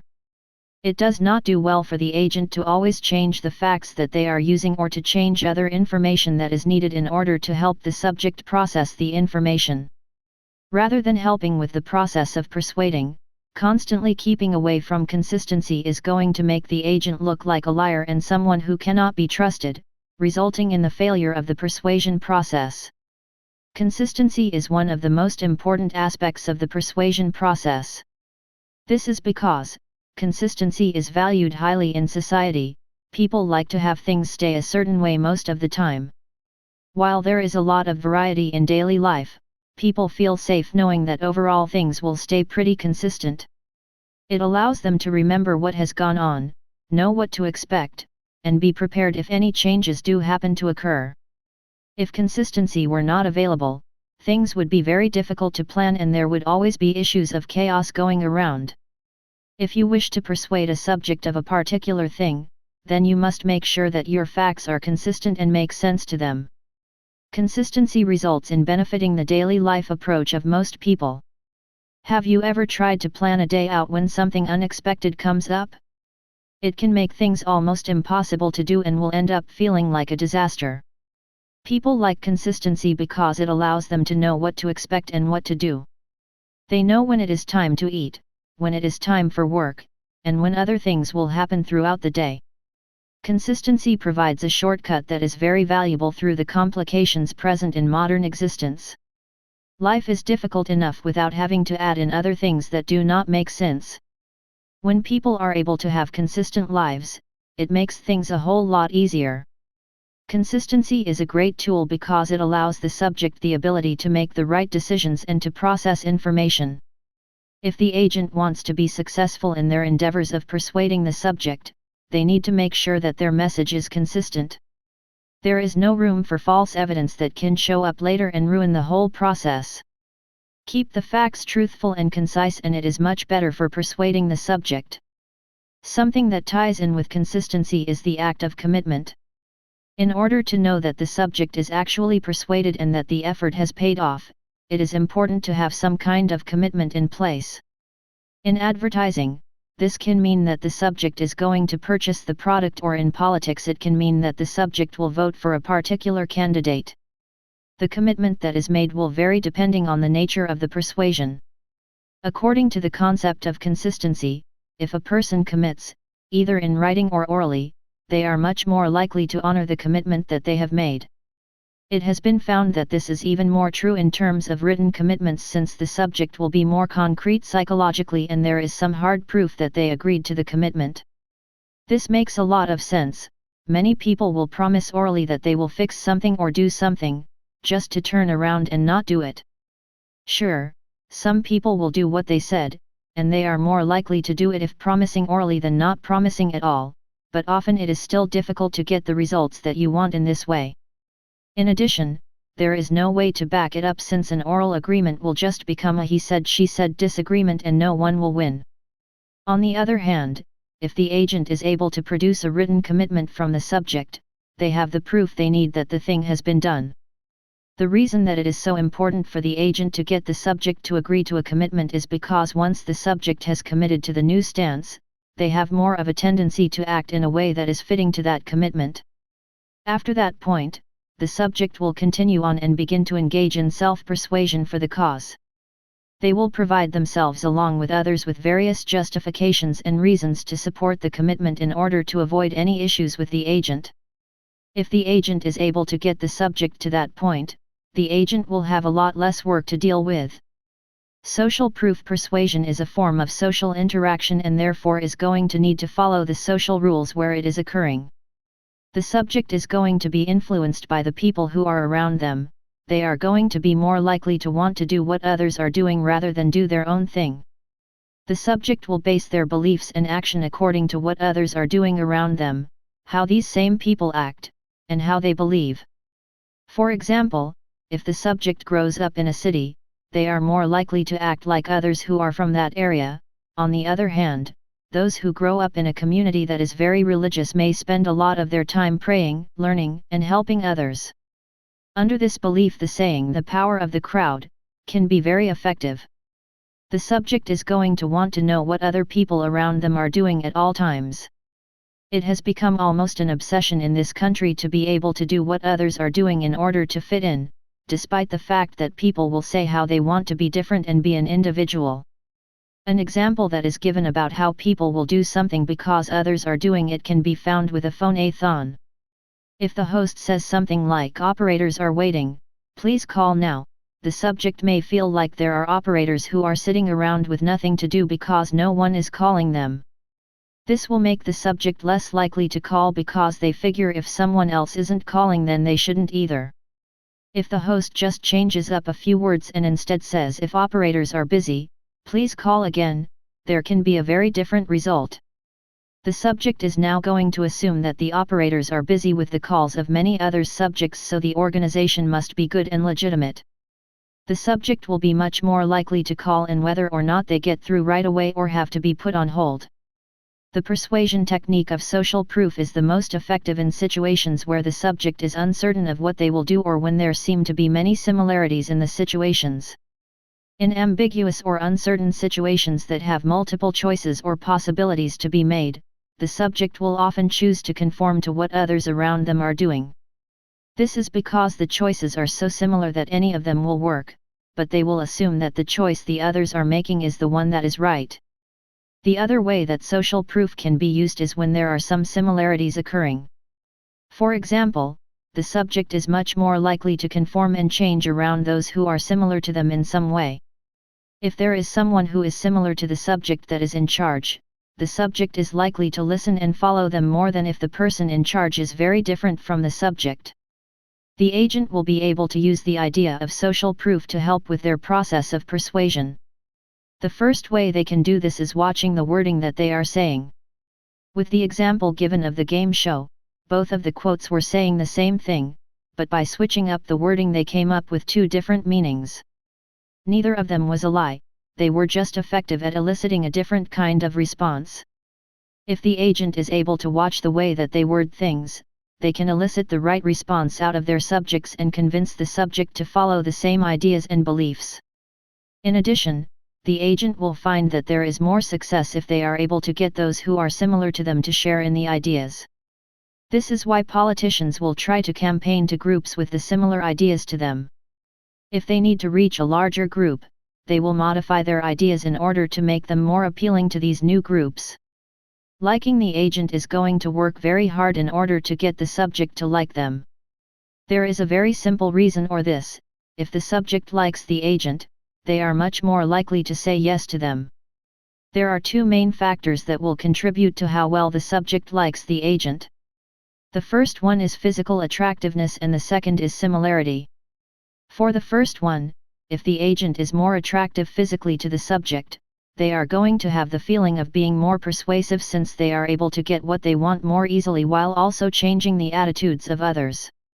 This attractiveness factor has been proven effective in sending favorable messages and impressions of other traits that the agent may have, including intelligence, kindness, and talent. This all works together to make it more likely that an attractive person will be able to more easily persuade the subject. The second factor, similarity, is a little simpler. The idea states that if the subject is similar to the agent, they are much more likely to answer in the affirmative to what the agent is asking. This process is pretty natural and most of the time the subject will not have to think about whether it is the right thing to do when they like and are similar to the agent. Authority: one of the ways that the agent will be successful in persuading the subject is to become an authority. There is a tendency in most people to believe that something an expert says on a subject is true. The subject is more likely to enjoy listening to an agent that is trustworthy and knowledgeable. This means that if the agent can bring these two things to the table, then they are already on the way to getting their subject to listen and believe them. There have been studies done to show how this authority technique can work in persuading the subject to listen to what the agent has to say. The study done was known as the Milgram study and was actually a whole series of experiments started in 1961. The participants consisted of two subjects and each was placed into different rooms. The first subject was then attached to a harness that was electric and which could administer the shock. The second subject was instructed by the agent, who was dressed up in a scientist's coat and looked official, to ask the first subject questions and then to punish them whenever a question was answered incorrectly. The second subject was asked by the agent to deliver electrical shocks that came from a panel that was under the second subject's control. After delivering a shock, the second subject had to pick the next highest voltage to use the next time and would continue to do this until the highest voltage of 450 volts was reached. One thing that was not known to the second subject was that the first subject was simply an actor who was faking the pain. This first subject was not actually being harmed in the process. This experiment was conducted in order to see how well the second subject would obey someone in authority, not to harm someone on purpose. The statement that went along with this study was, when an authority tells ordinary people it is their job to deliver harm, how much suffering will each subject be willing to inflict on an entirely innocent person if the instructions come from above? According to this study, most of the second subjects were willing to provide as much pain to the first subject as was available. This led to the conclusion that most subjects are willing to place pain upon others if they are told to do so by an authority figure of some sort. Of course, when it comes to persuasion, pain is not something that is necessary at all times in order to change the way that people think. This study was just an illustration of how the subject is going to react to the agent if the agent is able to prove they are some sort of authoritarian person. Keeping this in mind can help the agent to reach their own agenda. Scarcity. Scarcity is another form of persuasion that people may be familiar with but which is often underestimated. When a product or idea has a limited availability, it is more likely to be assigned a higher value. According to Cialdini, people want more of what they cannot have. While this might sound like it is describing a child who is trying to get into the cookie jar when they are told no, it can also describe how regular adults will act. When there is the issue of scarcity to consider, the context is going to matter as well. This simply means that within specific contexts, the idea of scarcity might actually be an advantage. The agent of persuasion will be able to use the idea of scarcity to their advantage. They will need to find a way to make the subject believe that the item is scarce by explaining why that item is so special and what it does that nothing else is able to do. The agent is going to have to work their subject in the right way. The agent can also choose to go the other way. Rather than explaining what the customer will gain by the item or idea, they can explain what they will lose by not having the item. For example, the agent could say something like you will lose $5 rather than going with you could save $5. This is just another way that the agent will be able to make something sound like it is scarcer. There are two reasons why this principle of scarcity works. First off, when items or products are difficult to obtain, they will usually gain more value. The more value an item has, the better quality it will seem to have, even if this is not true. The second thing is that when something is not as available as it once was, the subject will begin to realize that they are going to lose the chance at acquiring it in the future. Once this begins to happen, the subject will begin to assign the service or item that is scarce a higher value simply since it is going to become harder to acquire. The idea that is behind this principle is that the subject is going to want the things that are out of their reach. If something is easy to get, no one will want it as much as when the item is more difficult. If the agent is able to plant the idea that their thoughts, beliefs, or items are scarce and difficult to come by, they will have a much higher chance of seeing success in their persuasion efforts. Persuasion techniques. If the agent wants to be successful in persuading the subject into something, they are going to have to come up with some techniques that will help them out. Every day the subject is going to be confronted with different forms of persuasion. Food makers will work to get the subject to purchase the new products or more of the old, while studios will advertise their latest blockbusters. Since persuasion can be found almost anywhere, it is going to be a big challenge to the agent to find a way to impress their point of view on the subject. The techniques that come with persuasion have been observed and studied for many years, all the way back to ancient times. This has been done because influence is so useful to a wide variety of different people. The formal study of these techniques has grown starting in the early 20th century.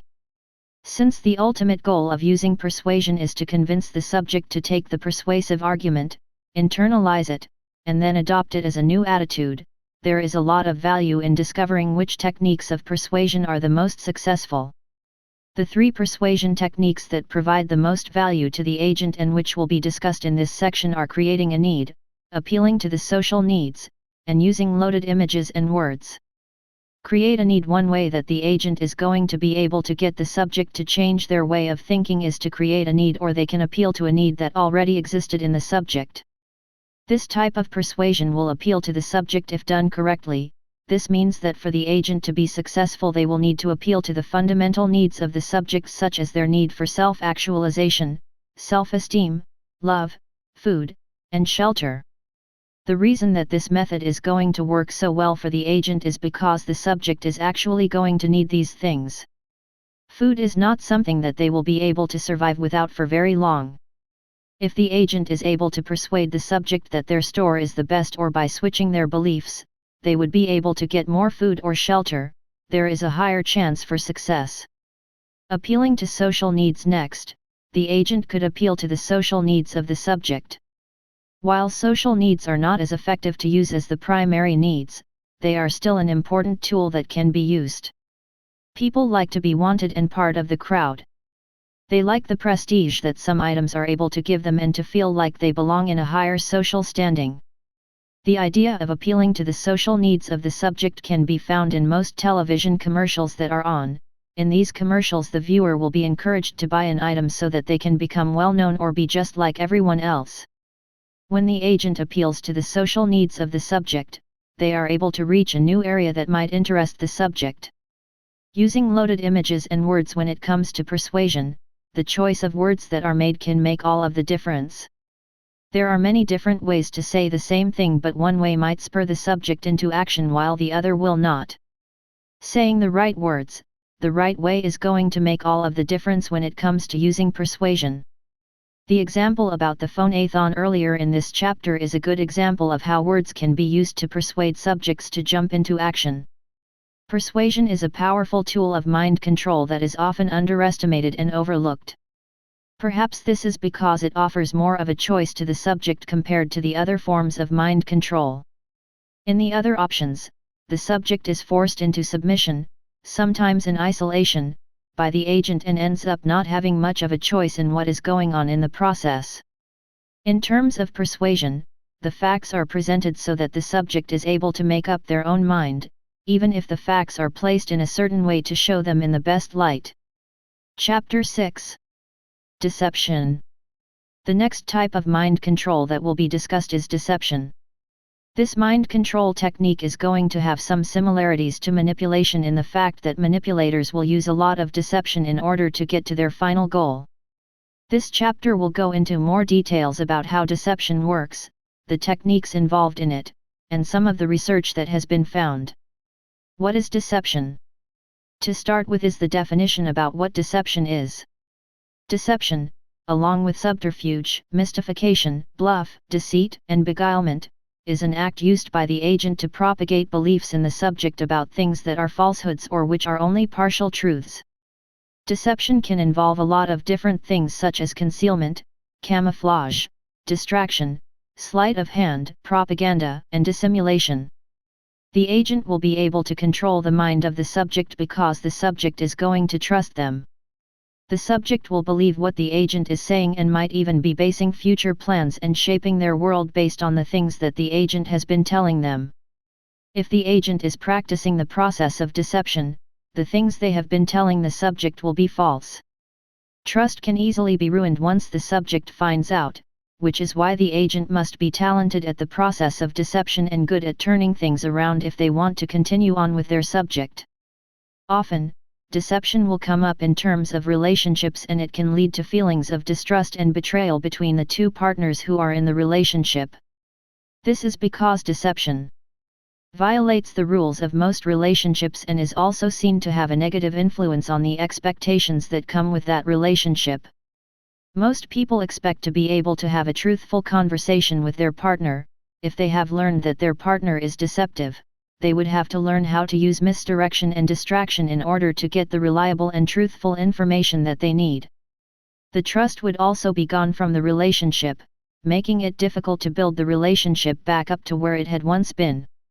The subject would always be questioning the things that the agent was telling them, wondering if the story were true or something made up. Because of this new mistrust, most relationships will end once the subject finds out about the deception of the agent. Types of deception. Deception is a form of communication that relies on omissions and lies in order to convince the subject of the world that best fits the agent. Since there is communication involved, there will also be several different types of deception that could be occurring. According to the interpersonal deception theory, there are 5 different types of deception that are found. Some of these have been shown in the other forms of mind control, showing that there can be some overlapping. The 5 main forms of deception include lies. This is when the agent makes up information or gives information that is completely different from what is the truth. They will present this information to the subject as fact and the subject will see it as the truth. This can be dangerous since the subject will not realize that they are being fed false information. If the subject knew the information was false, they would not likely be talking to the agent and no deception would occur. Equivocations. This is when the agent will make contradictory, ambiguous, or indirect statements. This is done to lead the subject to get confused and to not understand what is going on. It can also help the agent to save face if the subject comes back later and tries to blame them for the false information. Concealments. This is one of the most common types of deception that are used. Concealments are when the agent omits information that is relevant or important to the context, intentionally, or they engage in any behavior that would hide information that is relevant to the subject for that particular context. The agent will not have directly lied to the subject, but they will have made sure that the important information that is needed never makes it to the subject. Exaggeration. This is when the agent will overstate a fact or stretch the truth a little bit in order to turn the story the way that they would like. While the agent may not be directly lying to the subject, they are going to make the situation seem like a bigger deal than it really is, or they may change the truth a little bit so that the subject will do what they want. Understatements. An understatement is the exact opposite of the exaggeration tool in that the agent is going to downplay or minimize aspects of the truth. They will tell the subject that an event is not that big of deal when in fact it could be the thing that determines if the subject gets to graduate or gets that big promotion. The agent will be able to go back later and say how they did not realize how big of a deal it was, leaving them to look good and the subject to look almost petty if they complain. These are just a few of the types of deception that might be found. The agent of deception is going to use any method that is at their disposal in order to get to their final goal, much like what occurs in the other forms of mind control. If they are able to reach their goal using another method against the subject, then they are going to do it, so the list above is in no way exclusive. The agent of deception can be really dangerous because the subject will not be able to tell what the truth is and what an act of deception is. The agent is going to be so skilled at what they do that it will be almost impossible to determine what is the truth and what is not. Motives for deception. Researchers have determined that there are three main motives that are present in deceptions found in close relationships. These would include partner-focused motives, self-focused motives, and relationship-focused motives. Let's look at the partner-focused motives first. In this kind of motive, the agent is going to use deception in order to avoid causing harm to the subject, or their partner. They may also use the deception in order to protect the subject's relationship with an outside third party, to avoid having the subject worry about something, or to keep the self-esteem of the subject intact. Often, this kind of motivation for deception will be viewed as relationally beneficial as well as socially polite. This kind of deception is not as bad as some of the others. If the agent hears about something bad that the subject's best friend said about them, the agent may choose to keep it to themselves. While this is a form of deception, it helps the subject keep that friendship while preventing the subject from feeling bad for themselves. This is the form of deception that is found the most frequently in relationships and might also not cause that much damage if found out. Most couples would choose to utilize this form of deception in order to protect their partner. Next is the self-focused motive of deception. This one is not considered to be as noble as the first one and is therefore more looked down upon than the other methods. Instead of worrying about the subject and how they are feeling, the agent is going to just think about how they feel and about their own self-image. In this motive, the agent is using the deception in order to protect or enhance their own self-image. This form of deception is used in order to shield the agent from criticism, embarrassment, or anger. When this deception is used in the relationship, it is usually perceived to be a more serious issue and transgression than what is found with the partner-focused deception. This is because the agent is choosing to act in a selfish way rather than working to protect the relationship or the other partner. Finally, the relationship-focused motive of deception. This deception will be used by the agent in the hope of limiting any harm that might come to the relationship simply by avoiding relational trauma and conflict. Depending on the situation, this form of deception will sometimes help the relationship and at other times it might be the cause of harming the relationship because it is going to make things more complicated. For example, if you choose to hide how you are feeling about supper because you do not want to get in a fight, this might help the relationship. On the other hand, if you had an affair and choose to keep this information to yourself, it is only going to make things more complicated in the end. Regardless of the intention of deception in the relationship, it is not recommended. The agent is withholding information that might be important to the subject. Once the subject finds out about it, they will start to lose trust in the agent and wonder what else the agent is hiding from them. The subject is not going to be too concerned for the reason behind the deception, they will just be upset that something has been kept from them and the relationship will begin to have a crack. It is often best to stick with the policy of honesty in the relationship and surround yourself with people who do not practice deception in your social group. Detecting deception. If the subject is interested in avoiding deception in their life in order to avoid the mind games that come with it, it is often a good idea to learn how to detect when deception is going on. Often, it is difficult for the subject to determine that deception is occurring unless the agent slips up and either tells a lie that is obvious or blatant, or they contradict something that the subject already knows to be true. While it may be difficult for the agent to deceive the subject for a long period, it is something that will commonly occur in everyday life between people who know each other. Detecting when deception occurs is often difficult because there are not really any indicators that are completely reliable to tell when deception happens. Deception, though, is capable of placing a large load on the cognitive functioning of the agent, since they are going to have to figure out how to recall all of the statements that they have made to the subject so that the story remains believable and consistent. One slip up and the subject will be able to tell that something is not right. Because of the strain of keeping the story straight, the agent is much more likely to leak out information to tip off the subject either through nonverbal or verbal cues. Researchers believe that detecting deception is a process that is cognitive, fluid, and complex, and which will often vary depending on the message that is being exchanged. According to the interpersonal deception theory, deception is an iterative and dynamic process of influence between the agent, who works to manipulate the information how they want it so that it is different from the truth, and the subject, who will then attempt to figure out if the message is valid or not. The agent's actions are going to be interrelated to the actions that the subject takes after they receive the message. During this exchange, the agent is going to reveal the nonverbal and verbal information that will cue the subject into the deceit. At some points, the subject may be able to tell that the agent has been lying to them. It is not always possible to tell when the agent is being deceptive. According to Alertverage, a noted deception scholar, there are not any nonverbal behaviors that are associated with deception uniquely.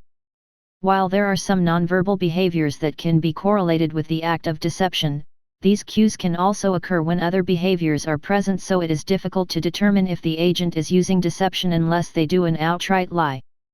Another scholar of deception, Mark Frank, proposes another idea of deception that includes how it can be detected at the subject's cognitive level. When deception occurs, it requires a conscious behavior that is deliberate on the part of the agent, so the listening to words and paying attention to the body language that is going on are both critical when trying to determining if someone is deceiving you.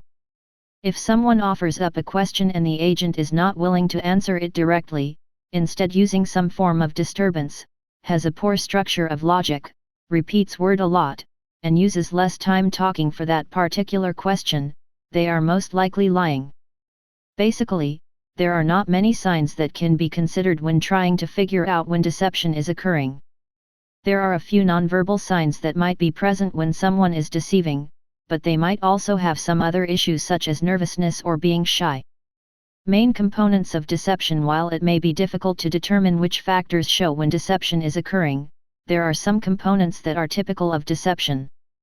Often the subject will not realize that these components have occurred unless the agent has told an outright lie or been caught in the act of deceiving. These are components that will be recognized later on if the agent is using the process of deception in the right way. The three main components of deception include camouflage, disguise, and simulation. Camouflage. The first component of deception is camouflage. This is when the agent is working to hide the truth in another way so that the subject will not realize that they are missing the information. Often this technique will be used when the agent uses half-truths when they are telling information. The subject will not realize that the camouflaging has occurred until later when these truths are revealed in some way. The agent will be skilled in camouflaging the truth so that it is really difficult for the subject to find out about the deception by chance. Disguise. Disguise is another component that can be found in the process of deception. When this occurs, the agent is working to create an impression of being something or somebody else. This is when the agent is hiding something about themselves from the subject, such as their real name, what they do for a job, who they have been with, and what they are up to when they go out.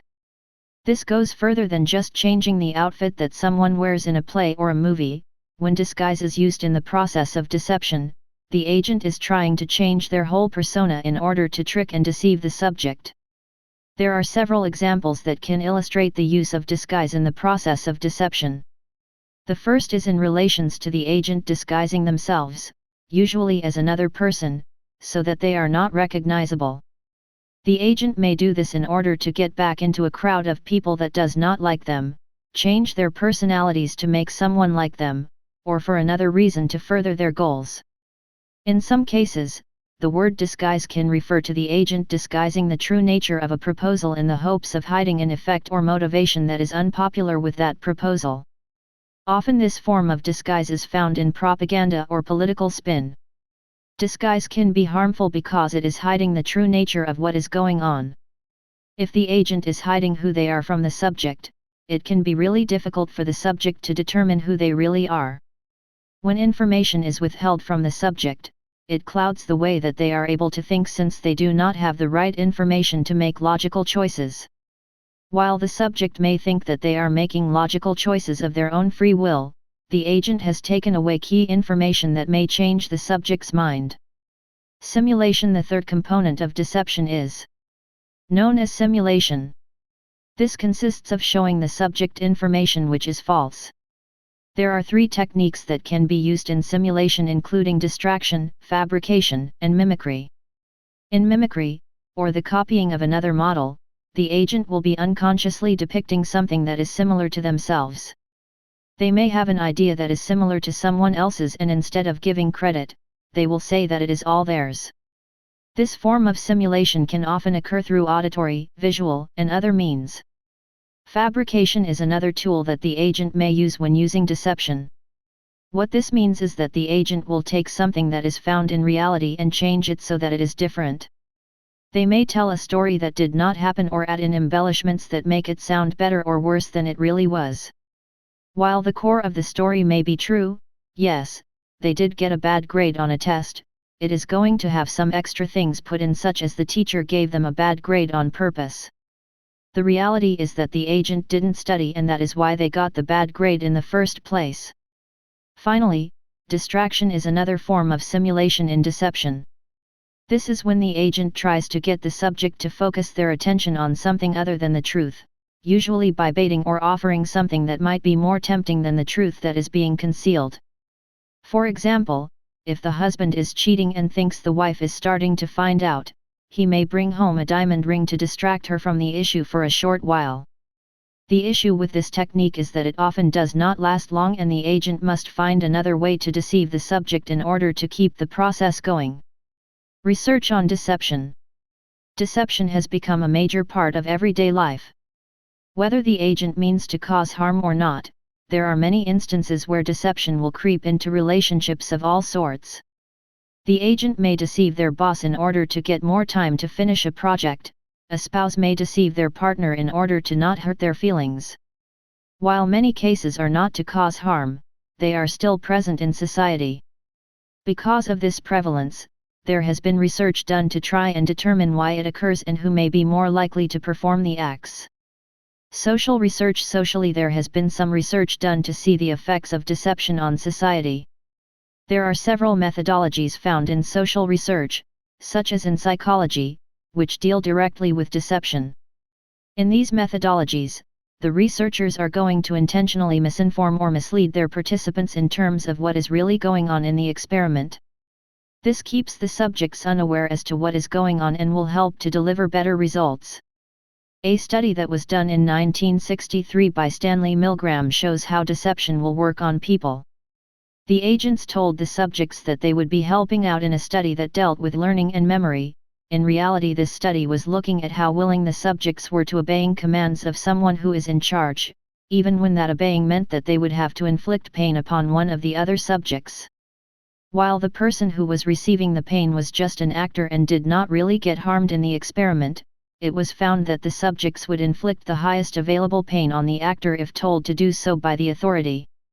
At the end of this study, the subjects were told what the study's true nature was and people were given assistance in order to ensure they left in a state of well-being. The use of deception in this role has raised a lot of issues with research ethics. Currently it is being regulated by the American Psychological Association and other professional bodies to ensure that the subjects are being treated fairly and are not receiving undue harm in the process. Psychological research is the branch that will use deception the most because this is necessary to determine the results that would actually happen. The rationale behind doing this deception states that humans are very sensitive to the way that they might appear to others, as well as to themselves, and the self-consciousness that they feel may distort or interfere with the way the subject would behave in normal circumstances outside of doing the research where they would not feel scrutinized. The deception is meant to make the subjects feel more at ease so that the agent is able to get more accurate results. For example, the agent might be interested to find out what conditions might make a student cheat on a test. If the agent asks the student outright, it is not very likely that the subjects would admit to cheating, and there would be no way for the agent to figure out who is telling the truth and who is not. In this case, the agent would have to use distraction in order to get an accurate idea of how often cheating occurs. The agent might instead say the study is to find out how intuitive the subject is. The subject might even be told during the process that they may have the opportunity to look at someone else's answers before they give their own. At the end of this research that involves deception, it is required that the agent tells the subject what the true nature of the study is and why the deception was necessary. Also, most agents will also provide a quick summary of the results that occurred between all of the participants when the research is all done. Although deception is used a lot in these kinds of research studies, they are bound by the ethical guidelines set out by the American Psychological Association. There are some debates about whether deception is something that should be permitted at all. Some believe that allowing deception is not necessary and it is causing harm to the subjects who are participating. Others believe that the results would be skewed if the subjects knew the exact nature of the study ahead of time. Often the biggest issue with using deception in a study is not the actual deception itself. Rather, it is the unpleasant treatment that is used in a study of this sort, as well as the implications of what is going to happen in the study that is unpleasant. This is usually the underlying reason why some are against using these kinds of studies and why it is considered to be unethical in nature. Another argument against the ethics of using deception in these kinds of studies is that the subject has already given their informed consent to participate in the study. They have been read the rules and regulations that go along with the study and feel like they are informed enough about the end results that are wanted in order to sign a waiver in order to begin. It is argued that if the agent is deceiving the subject and leaving out important information about the study, regardless of if it is in the best interest of the study, then the subject really is not informed to start with. Because of this, the subject should not be participating in the study since they did not explicitly give consent to the actual study being conducted. Regardless of the arguments that are out there on this topic, there have been some interesting findings when the subjects are deceived about the nature of the study. For example, in regards to the study mentioned above about cheating, if the subjects had been told about the true nature of the study, it is not likely that most of them would have cheated. This would be because none of them would want to be seen as dishonest or false to others around them. The deception allowed the researchers to see what would happen in a real-world application. In addition, if the subjects of the memory test mentioned earlier in the guidebook knew the true nature about that study, they would not have been as likely to listen to the authority figure and administer the results that they did. Despite the objections that have been formed about using deception in research, the use of deception has provided researchers with a lot of interesting results. These results may not have been possible without the use of deception since the subject may have reacted in a different way to the study. Philosophy psychology may be the main reason that deception is used in research, but there is also a lot of deception that has shown up in modern philosophy. In fact, deception is a very regular occurrence in philosophy. For example, in the Meditations of Descartes that were published in 1641, the notion of Deus Deceptor was introduced. This notion was something that was able to deceive the ego, when it was thinking logically, about what was going on in reality. This notion went on to be used as part of his hyperbolic doubt. This is where the subject then begins to doubt everything that is available to doubt because they have been deceived in the past. Often, skeptical arguments will use this Deus deceptor as their mainstay in order to put into doubt or question the knowledge of reality that one person holds. The main part of the argument states that everything the subject knows may be wrong since it is easy to deceive the subject. This is just one of the cases of deception found in philosophy. Many works have been written on this topic trying to explain exactly what it is, how it affects the subject, and ways that the subject may be able to avoid coming in contact with it. There has also been a lot of research done trying to determine when deception may be fine and when it can be harmful. This is up for considerable debate. Some people believe that all deception is bad while others see deception in order to save someone's feelings as fine in some cases, such as a husband withholding the fact that someone said something mean about their wife. Conclusion: this guidebook took some time to explore the different types of mind control that are present in the world today, as well as some of the methods and techniques that go along with each kind. Each of the mind control techniques work in a different way. Brainwashing works to convince the subject to change their whole identity with the use of isolation, shaming, and eventually offering a way to feel better that conforms to the new desired identity. Hypnosis allows the subject to enter a new altered state of mind where they will be more likely to be perceptive and open to new ideas. On the other hand, manipulation and deception will alter the current thought process of the subject using subterfuge as a primary tactic, while persuasion involves influencing a person's beliefs, attitudes, intentions, motivations, or behaviors. Except for brainwashing and deception, mind control is a tool that can be used in a positive way to achieve one's goals or objectives. It all depends on the type of mind control that is involved and the intent of the individual who wants to apply it. It also depends on whether the target or subject of mind control will benefit from it. Other books available by publisher on Kindle, paperback and audio. Why is my partner so jealous?